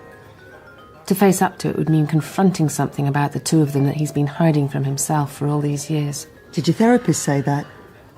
No, she's a Jungian. And then it was so annoying this morning, because Mark said, why was I buying into Daniel's version of events, when according to Mark, who hasn't even met him, Daniel's account could be completely unreliable. And then he said, what's so wrong with Daniel's life that he's trying to relive something that happened 30 years ago? Yeah. But you're not supposed to agree with him. Yeah, but I don't know. Maybe Daniel's in a relationship that isn't working out. That's what Mark said. Yeah, there's someone called Brigitte who keeps phoning Daniel. I asked him who she was, and he said no one. See? Did you tell Mark? Of course not. Dad? I'd better go home now. Will you be okay? There's a gap, you see. Perhaps it was always there. If it was barely perceptible to me anyway. But now it's a gaping abyss. Perhaps your mother was living like this for months. Years even. Perhaps she knew there was this bloody great fault line between how we were living and what she really felt. When I was about 3 and we were still living in India, my mother had to go back to England for something, a funeral I think it must have been. I remember being told to wave to her. But you see, what I really remember is how it smelt.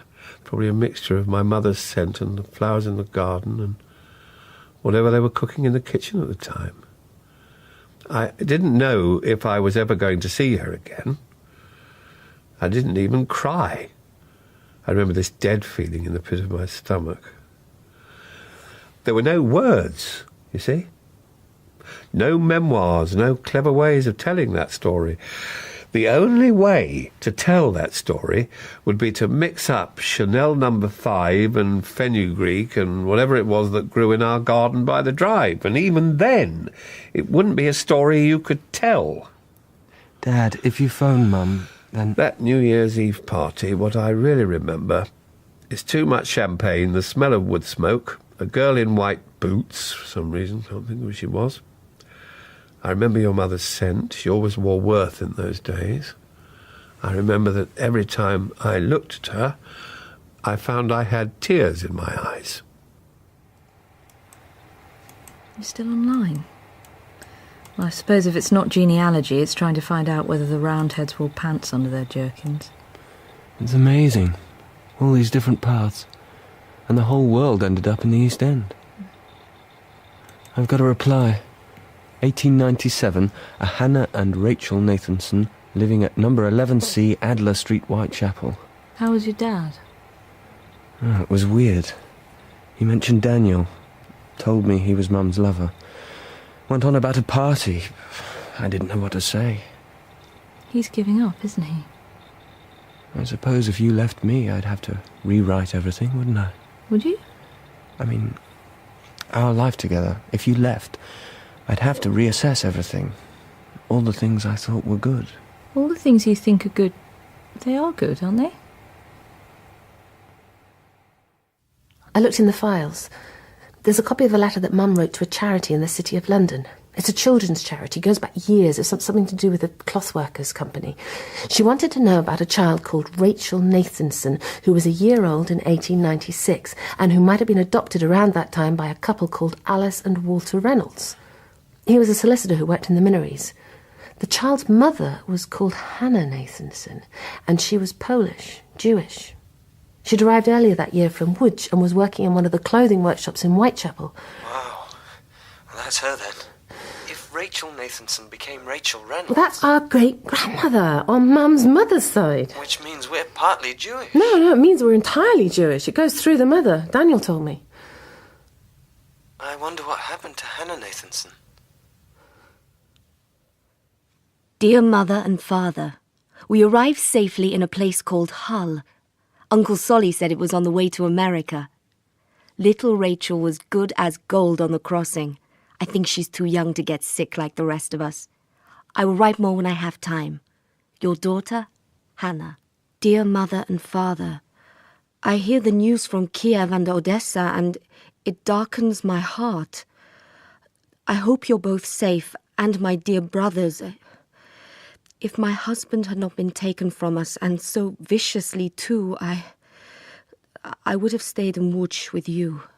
Dear Mother and Father, I waited some days for Uncle Solly to return, but in the end I had to accept that Rachel and I were alone. I met some other people who were going to London, and I travelled with them. I got work almost at once. I work for a man called Samuel Mossman, sewing shirts. The hours are long, and we girls are all cramped together in a tiny room, and we sleep in another room upstairs. Little Rachel is beginning to cough, and all my money goes on food and medicine for her. Dear Mother and Father, how I long to hear from you. I wish I had never left. It is so hard here, so hard. I tried to find a room where Rachel and I could live more comfortably, and I met a man who gave us a room, but I didn't understand the money, and now I can't pay him all that I owe him. Everything that I earn making shirts, I give to this man, and he still wants more. Dear Mother, today a lady came to see me about Rachel. She said that she could find her a home with a decent, respectable couple, not for long, just until I get on my feet again. Her cough would get better, and she'd be clean and fed, and they'd care for her as if she were their own. My landlord asks things of me. Terrible, terrible things. He frightens me, but I owe him so much money, I don't know what to do. The lady gave me a piece of paper, and I wrote my name on it. At least my baby will be safe. At least my little girl will have a home, and when all this is over, I shall go to these kind people and take my baby back from them, and we shall come home to you and Father, and I shall never leave you, ever, ever again. We're Jewish. What? All of us. My mum's grandmother came from Poland as a child and was adopted by an English couple in the 1890s. We don't know why. Oh, God, I am such a fool. What? A Christmas card she sent me, your mother, about her discovery when she said it matched my theory. And then you and I went off on the genetics trail about scoliosis and everything. But my theory, which she used to tease me about, is that people with the same genetic patterns are attracted to each other. So she's a quarter Jewish on her mother's side. I'm half Jewish on my mother's side. And, oh, God, I just didn't think. It must be that she'd just found out. She didn't tell us. No, but she wanted to tell me. Tomorrow I'm going to go to your father and get that phone number off him and call her and just go and get her back.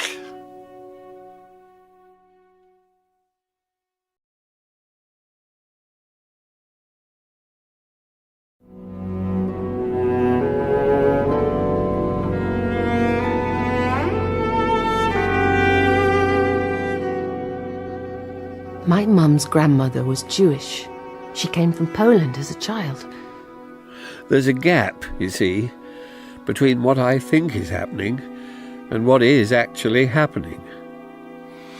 I'm going to go to your father and get that phone number off him and call her and just go and get her back. It was both a shock and a relief to find out about Rachel, my grandmother. A shock, obviously, because even my parents didn't know. My father would have been delighted to know that his wife's mother was Jewish. Her father was a Scot, a MacLeod, and my father always used to go on about the way the clans had been robbed of their homelands by the Sassenachs. And he was about as English as you could possibly be. So a Jew as well? He'd have loved it. We'd have had to do Passover as well as Burns Night. Hello? Luke, we need to talk to Dad. I'm just leaving for work. Daniel's going round there. What? To Dad's. Well, can't you stop him? Can't you phone him? I'll try. Dad was talking about how he nearly shot him at a party in 1974. He's even more dangerous now. My mother always seemed to have this air of uncertainty. It must have come from her mother. I used to talk to Daniel about this, about the outsider mentality, some kind of atavistic sense of not quite fitting in. My sister had it worse than me. There was always something rather chameleon about me. And now, coming to the end of this book, I pause to reflect on my career. I've been very fortunate indeed. I've been honoured to serve as Queen's Counsel, and I've been privileged in my short period of service in government. Anyway, it makes no difference now who I am. I'm the grandchild of someone who came to the East End from Poland when she was a baby, and who married a man from the Isle of Skye who was working in Smithfield Market packing meat. I'm descended from a woman whose older brother was incarcerated in an asylum in Yorkshire, and from a man whose ancestors were given a chunk of Northumberland after the Civil War. And of course, I also have cause to reflect not just on a fortunate career, but a greater blessing indeed, on a long and happy marriage. All those stories, I carry them within me. I'm a woman who married a man she loved, but whose marriage couldn't survive the chasm it was built on. I'm a woman who lived in Sussex and kept greyhounds and raised 2 children, an architect and a teacher. I'm a grandmother who grows roses. And here I am, all those things, and none of them. Daniel, don't. Don't what? Don't go to my parents' house. I'm the only person who can help. If your father refuses to give He's not refusing. But can't you see she needs help? Daniel, Mark said to me that even if you were to find her, the Lucinda you'd find wouldn't be the one that you loved 30 years ago. What does Mark know about it? More than I realised. They told me you were on your way. Please don't shut the door. I wasn't going to. You know why I'm here. You've aged badly. I don't have recognised you. I've come to help Lucinda. You always were theatrical, Ellsworth. You have her phone number. I've had it for days. I've been dialing it for days. It's been switched off for days. Here it is. The number. Yeah, like that. Go on, try it. It's switched off. Have you tried leaving a message? What is there to say? I'd found the letter from my great-grandfather, And then I trawled through the city archives for the list of charities that were active in the 1890s. I wrote to them all. And as soon as I got an answer, I was going to tell everyone. I did want to tell Daniel. He used to mock my belief that people carry their family stories within them on an emotional level. He wanted it to be at molecular level. Always a scientist. The funny thing is, in the end, we were both right. Walter Reynolds, solicitor, of 4 The Minories, London, EC, 9th of September, 1896. Sirs, I acknowledge with gratitude yours of the 7th instance, and inform you herewith that my wife and I wish to proceed with the formalities. The little girl in question has settled well with us, and the transformation in our lives has been nothing short of miraculous. We do humbly vouchsafe that we can offer this child a good Christian upbringing in a loving home. I remain your obedient servant, W. Reynolds. Aren't you going to invite me in? Is there any reason why I should? Do you know why she's gone? Luke said you went to Yorkshire with my daughter. Yes. Do you? Do I what? Do you know why she's gone? She'd discovered she was Jewish. Jewish? Yes, through her mother's mother. Oh, I know what's happened. It's all perfectly clear. The life that belonged to Richard Carey, the one I should have been leading, I've sort of fallen out of it, and I've fallen into someone else's life by mistake. And this other poor chap, whoever he is, lives a life of confusion and chaos where wives run off, lovers seduce daughters, and people change their ethnic origins at the drop of a hat. You might as well come inside. I'll open a bottle of my best single malt and we'll sit drinking whiskey. 11's his time. After all, nothing else makes any sense. I haven't been here since that New Year's Eve party. That party? Was it 1974? What did we think we were doing? What did Lucinda think she was doing inviting you? I have no idea. Well, this is your memoirs. Yes. I can't decide whether to bin them all or keep them as kindling. Cheers. Okay. Am I in this book, then? Oh, no, nothing about you. Nothing about my wife drinking far too much on New Year's Eve, 1974. Behaving like a schoolgirl with her sister. Nothing about that girl in the white boots. Oh, yes, her. Who was she? Somebody's niece. I remember her. No. Not a word about you. Of course, had I known how it was all going to turn out, I'd have given you a starring role. You're back early. That's nice. What is it? It's a pike. The metalwork department, they've been making me an exact replica 1643 pike for the Devereux Regiment of Foot. It can go in the cloakroom with the umbrellas. Tessa phoned. She did? She said, did I mind if you went over to your dad's for supper with her? And what did you say? I said I didn't mind at all. I'm trying to get the Marge Simpson face right on my tapestry. I need to concentrate. You're due there at 8. Oh, OK.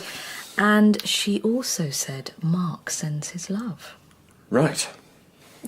You men just don't understand anything, do you? Oh, when I was young, everything made sense. Certainly more than it does now. In 1974, I was working on molecular evolution. It was a new and rewarding world. We'd only just begun to glimpse all its possibilities. Now, I have an ex-wife in California who married her golf instructor last month, and a son I never see. I have a girlfriend called Brigitte who wants to marry me. Richard, it makes me tired. See, there you are, terrified of what you'll find if you go and look for your wife. And here's me, terrified that I'll get to the end of this research project, and then what? Nothing. I won't have advanced the totality of human knowledge in any significant way at all. Am I? Terrified? Oh, you must know why she's gone. Well, you must have some kind of clue, surely. None at all. She told me nothing. I've spent the last 2 weeks wondering what she's been thinking all this time. We've been living in silence. You must search the silence, then. Frankly, I'm amazed that everything's still here. When did Daniel go? About tea time. I offered him some of Mrs. Carberry's fruitcake, but then his phone rang. His girlfriend. She's called Brigitte. She's a fellow scientist, French, but working in England. Quite nice, he says. Very good looking, apparently, but a bit intense. Vegetarian. Not even fish. No wonder she came to England. She'd starve over there on a diet like that, wouldn't she? He's worried she wants children. I sympathised, at our age. Anyway, he drove off to meet her in London. Oh. He said he'd realised that even if he met Lucinda now, it wouldn't be the Lucinda he knew 30 years ago. More wine? He told me I had the clue. I could work out why your mother has run away. He said I had to stop being frightened. It was all there, in the family tree. My inheritance. It all made sense that I'd somehow inherited the whole story several times over. Your story. Yours and mine. At molecular level, as Daniel would have said. Not just in the DNA, being Jewish, carrying the gene for scoliosis, but in my very destiny. And the clearer it became, the less I felt able to tell anyone, least of all Richard. I think I've been lonelier in these last few weeks than I've ever been. I set out to write the facts, my memoirs. I wrote the dates, the events in some kind of order. I joined my first chambers in 1953. I stood for Parliament in 1970. I sat in the library thinking about bits of paper. Marriage certificates, dates of birth, maps of Victorian London, names and places and people and evidence. New research into mtDNA is beginning to allow us to explore matrilineal patterns of descent. I could barely stand. And Mrs. Renthorpe allowed me to lean on her as we turned away from him. As we did so, his hand reached out towards me. Just a momentary flicker of his fingers before they dropped down again on the meagre cover. I was 28. She was 20. She floated into the room on the arm of Gavin's brother. Quentin, I think he was called. Bye, Dad. Night, Dad! I'll call you tomorrow. Yes, of course. Night all. She was wearing a blue dress with a wide skirt. Vouchsafe that we can offer this child a good Christian upbringing and a loving home. Good Christian upbringing in a loving home. As I turned away from him, his hand reached out towards me, a momentary flicker of his fingers before they dropped down again on the meagre blanket. As I turned away from him, searching the silence. The phone you have called has been switched off. Please leave a message after the tone. Luce, I've been a complete fool. I'm at your desk now. I'm looking for the file. It'll be here somewhere. I found it. I've been the most stupid man in the whole world. Now, how could you ever forgive me? But I understand now. Of course I understand. I'm coming to get you, okay? It's all right. Everything's going to be all right. I'm getting the first train. Just don't go away. Wait for me there. You will wait, won't you?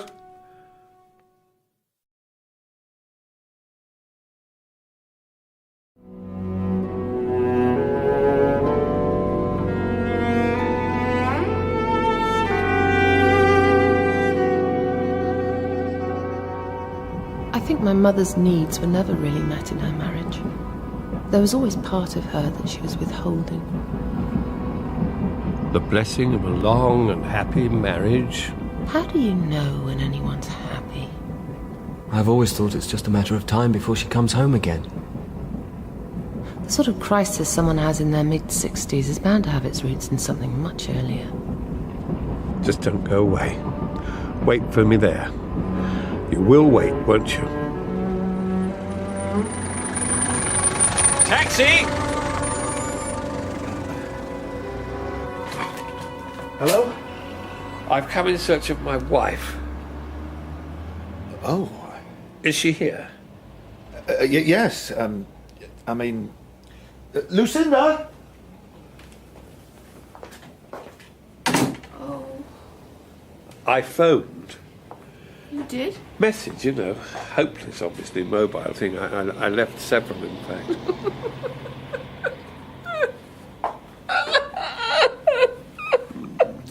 Maybe... cups of tea? Richard, this is my son, Matthew. You can call me Matt. Everyone does. I bought the phone last week because I didn't want people to worry, and then I got into a muddle about it all, and I can't use the silly thing anyway. Poor old Matt was trying to persuade me to contact you all. I haven't been thinking straight. There was a message from Daniel this morning, which I erased. I must have erased them all. Richard. It's... No, really. Don't. You don't need to. I'm sorry. No, really. I've been a fool. I think I wasn't very well. I've wasted 2 bloody weeks. I could have got the train to Leeds last Tuesday. It was all so obvious. It was only when Ellsworth pitched up at our doorstep and went on about rescuing you that I began to use my reason. Oh, dear. Daniel, did you threaten to shoot him again? No, I didn't. He's not a bad sort, you know. He's a bit lost, that's all. And then the children. They've been right all along, retracing your steps, finding out about everything, the whole story. What, all of it? No, not this bit. Women who gave away babies in the past. Amy Broadhurst, Hannah Nathanson. I didn't know how to tell anyone. Coffee, everyone. Matt's been wonderful. And there's Sarah, his girlfriend. She lives here. And his parents. I mean, you know, the O'Connells. They adopted him. Bit of a shock for him. Though when I contacted the agency last year about tracing you, I did tell them what I was doing. Have you met them, Luce? Oh, just once so far. It's been hard for him. Oh, they've been wonderful. Mum said it explains why I was always drawing on the walls. Sorry? But with Lucinda and my real father being artists, you know. Oh, yes. So much to take in. Matt runs his own design business. He grew up here in Leeds. Oldwood League. Studied art in Manchester. It runs in the family. It's been really difficult at times. I hope I haven't been... You've had every right to say all the things you've said. It was 1959. Times were different. When Lucinda told me... I've explained to Matt. But it was my fault. I've been thinking about it on the train. When Lucinda told me, so early in our courting days, that this had happened, she was 20, for goodness sake, and I was well, hopeless, really. It turned out she'd been having an affair with the head of the painting department. Eminent man, wasn't he? I think he was in Who's Who. What's so funny? You are. You thought, my girlfriend has been having sex with her tutor and has got pregnant and he doesn't want to know and she's in a complete state and how am I going to tell my parents and there goes my law career if we have a baby out of wedlock and it isn't even mine, but at least the chap's in Who's Who. We didn't tell my parents. No, we told mine. They organised everything. I was shell-shocked. I had no idea what I was doing. I couldn't think of anything worse than giving away my baby. I never thought it was going to happen. I wasn't thinking at all. I wore tight clothes and starved myself, and I hoped that no one would find out.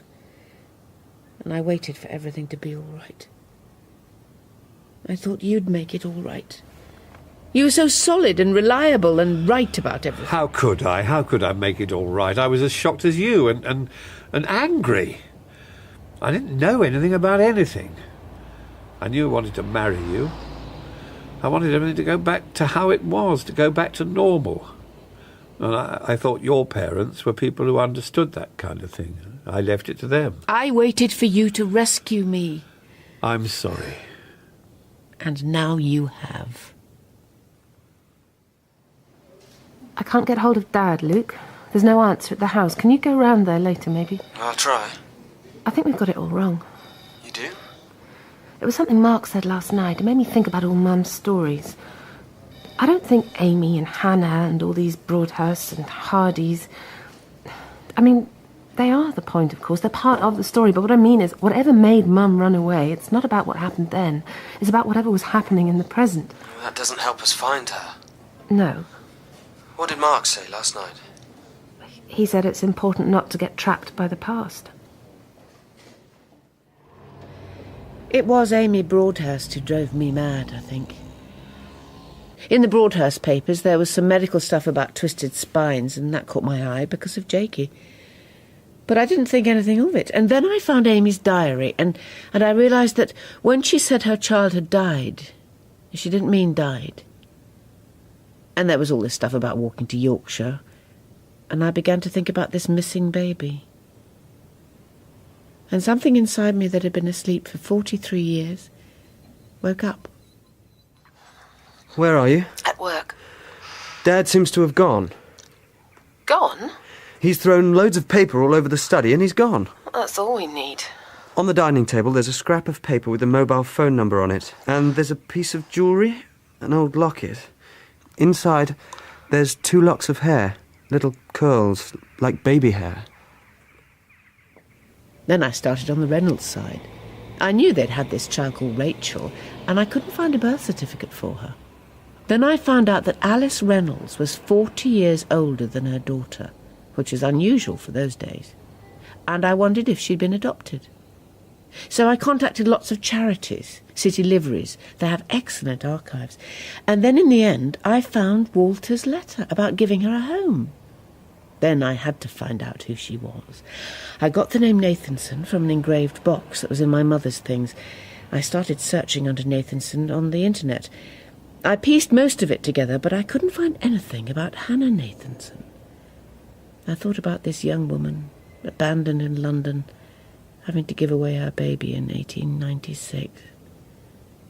And a part of me that had been dead for 43 years began to come back to life. Any news? Perhaps we should phone the police. They'd never take us seriously. 2 parents missing now. So I'd worked out I was Jewish, and so the children must be too. And so are you, Matt. Irish and Jewish. Isn't that fantastic? And I can still play cricket for Yorkshire too. Except I can't. Play cricket, I mean. I thought Daniel would be amused at my family history taking shape at molecular level. And then, well, that was when I contacted the adoption agency about Matthew, because I'd become a bit obsessed about who we are. And I was searching for the missing pages of Amy's diary. And then it turned out Matt had contacted the agency too, and they gave me his address. And then at the same time I heard from the Yorkshire Museum Service about the old asylum that was now a hotel, and the 2 things both being in Yorkshire, it kind of triggered something. It all seemed to make sense. I think that was when I went a bit mad, because it was last Monday, when I was sitting in the library at home, that I decided I had to get the train to Huddersfield. I thought if I followed Amy, I'd find her child. I thought if I went there, I'd find him. I'd find the baby. I arrived at the hotel last Tuesday. I walked along the corridors. I imagined Amy finding her child. I knew she had. I don't know how I knew, but I knew she'd left him there. I sat on a funny old bench on the landing and imagined her holding her baby in her arms and then having to let him go. I saw her there, clutching her child, his little hands grasping at her. And she'd be crying and crying because you know that these are the last moments, the last seconds that he's your child, and that when you let him go, it's forever. It's forever that you've said goodbye. And something dies. Some part of you dies. The part that was my firstborn son. I sat on the bench on the landing crying, with no shame. And this elderly lady came along the corridor and asked me what the matter was, so I told her. Well, I told her the whole story. And she sat next to me and took my hand, and she said her grandmother used to work there when it was an asylum. Adelaide Renthorpe, she was called. And when this lady was a little girl, her grandmother used to tell her about what it was like, about the babies and the children injured from the spinning machines. And she said that sometimes the mothers came, and they cried just like I was crying now. And then she said, "Go and find your son." So I stayed the night there, and the next day I went to Leeds and phoned Matt. And he was here. I found the locket. Oh, Amy Broadhurst's locket, with a lock of Edgar's hair. It has two. Matt's, of course. Before they took you, I cut one of your coats. Amazed I had any. Oh, you had a shock of hair. Yeah, shame it didn't last. Runs in the family. It's funny I chose that locket. All those years ago, I had no idea then who the other baby curl belonged to. I found it last night with the other papers in the study. And when I opened it and saw the two curls of hair, that's when I realised. Everything became clear. The whole story. Hadn't we better tell the children?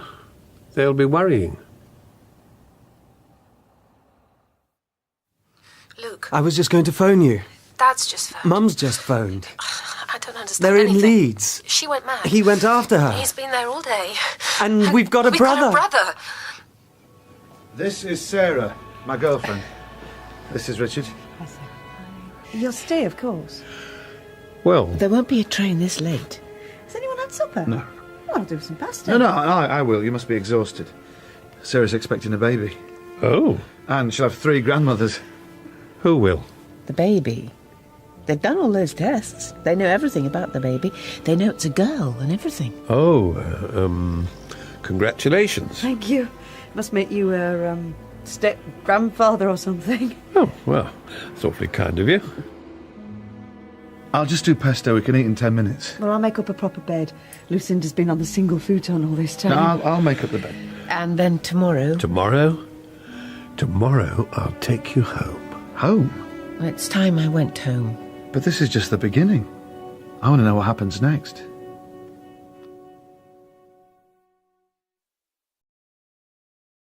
In The True Story by Alison Joseph, Richard was played by David Ryle, Lucinda by Barbara Flynn, and Daniel by James Lawrenson. Tessa was played by Juliette Aubrey, Luke by Ifan Meredith, and Jan by Priyanka Ilan. PC Mills and the newsreader were Andrew Harrison. Amy was Helen Longworth, and Hannah was Alexis Sagerman. Other parts were played by Stephen Critchlow, Liza Sadovy, and Carolyn Jones. The programme was produced and directed by David Hunter.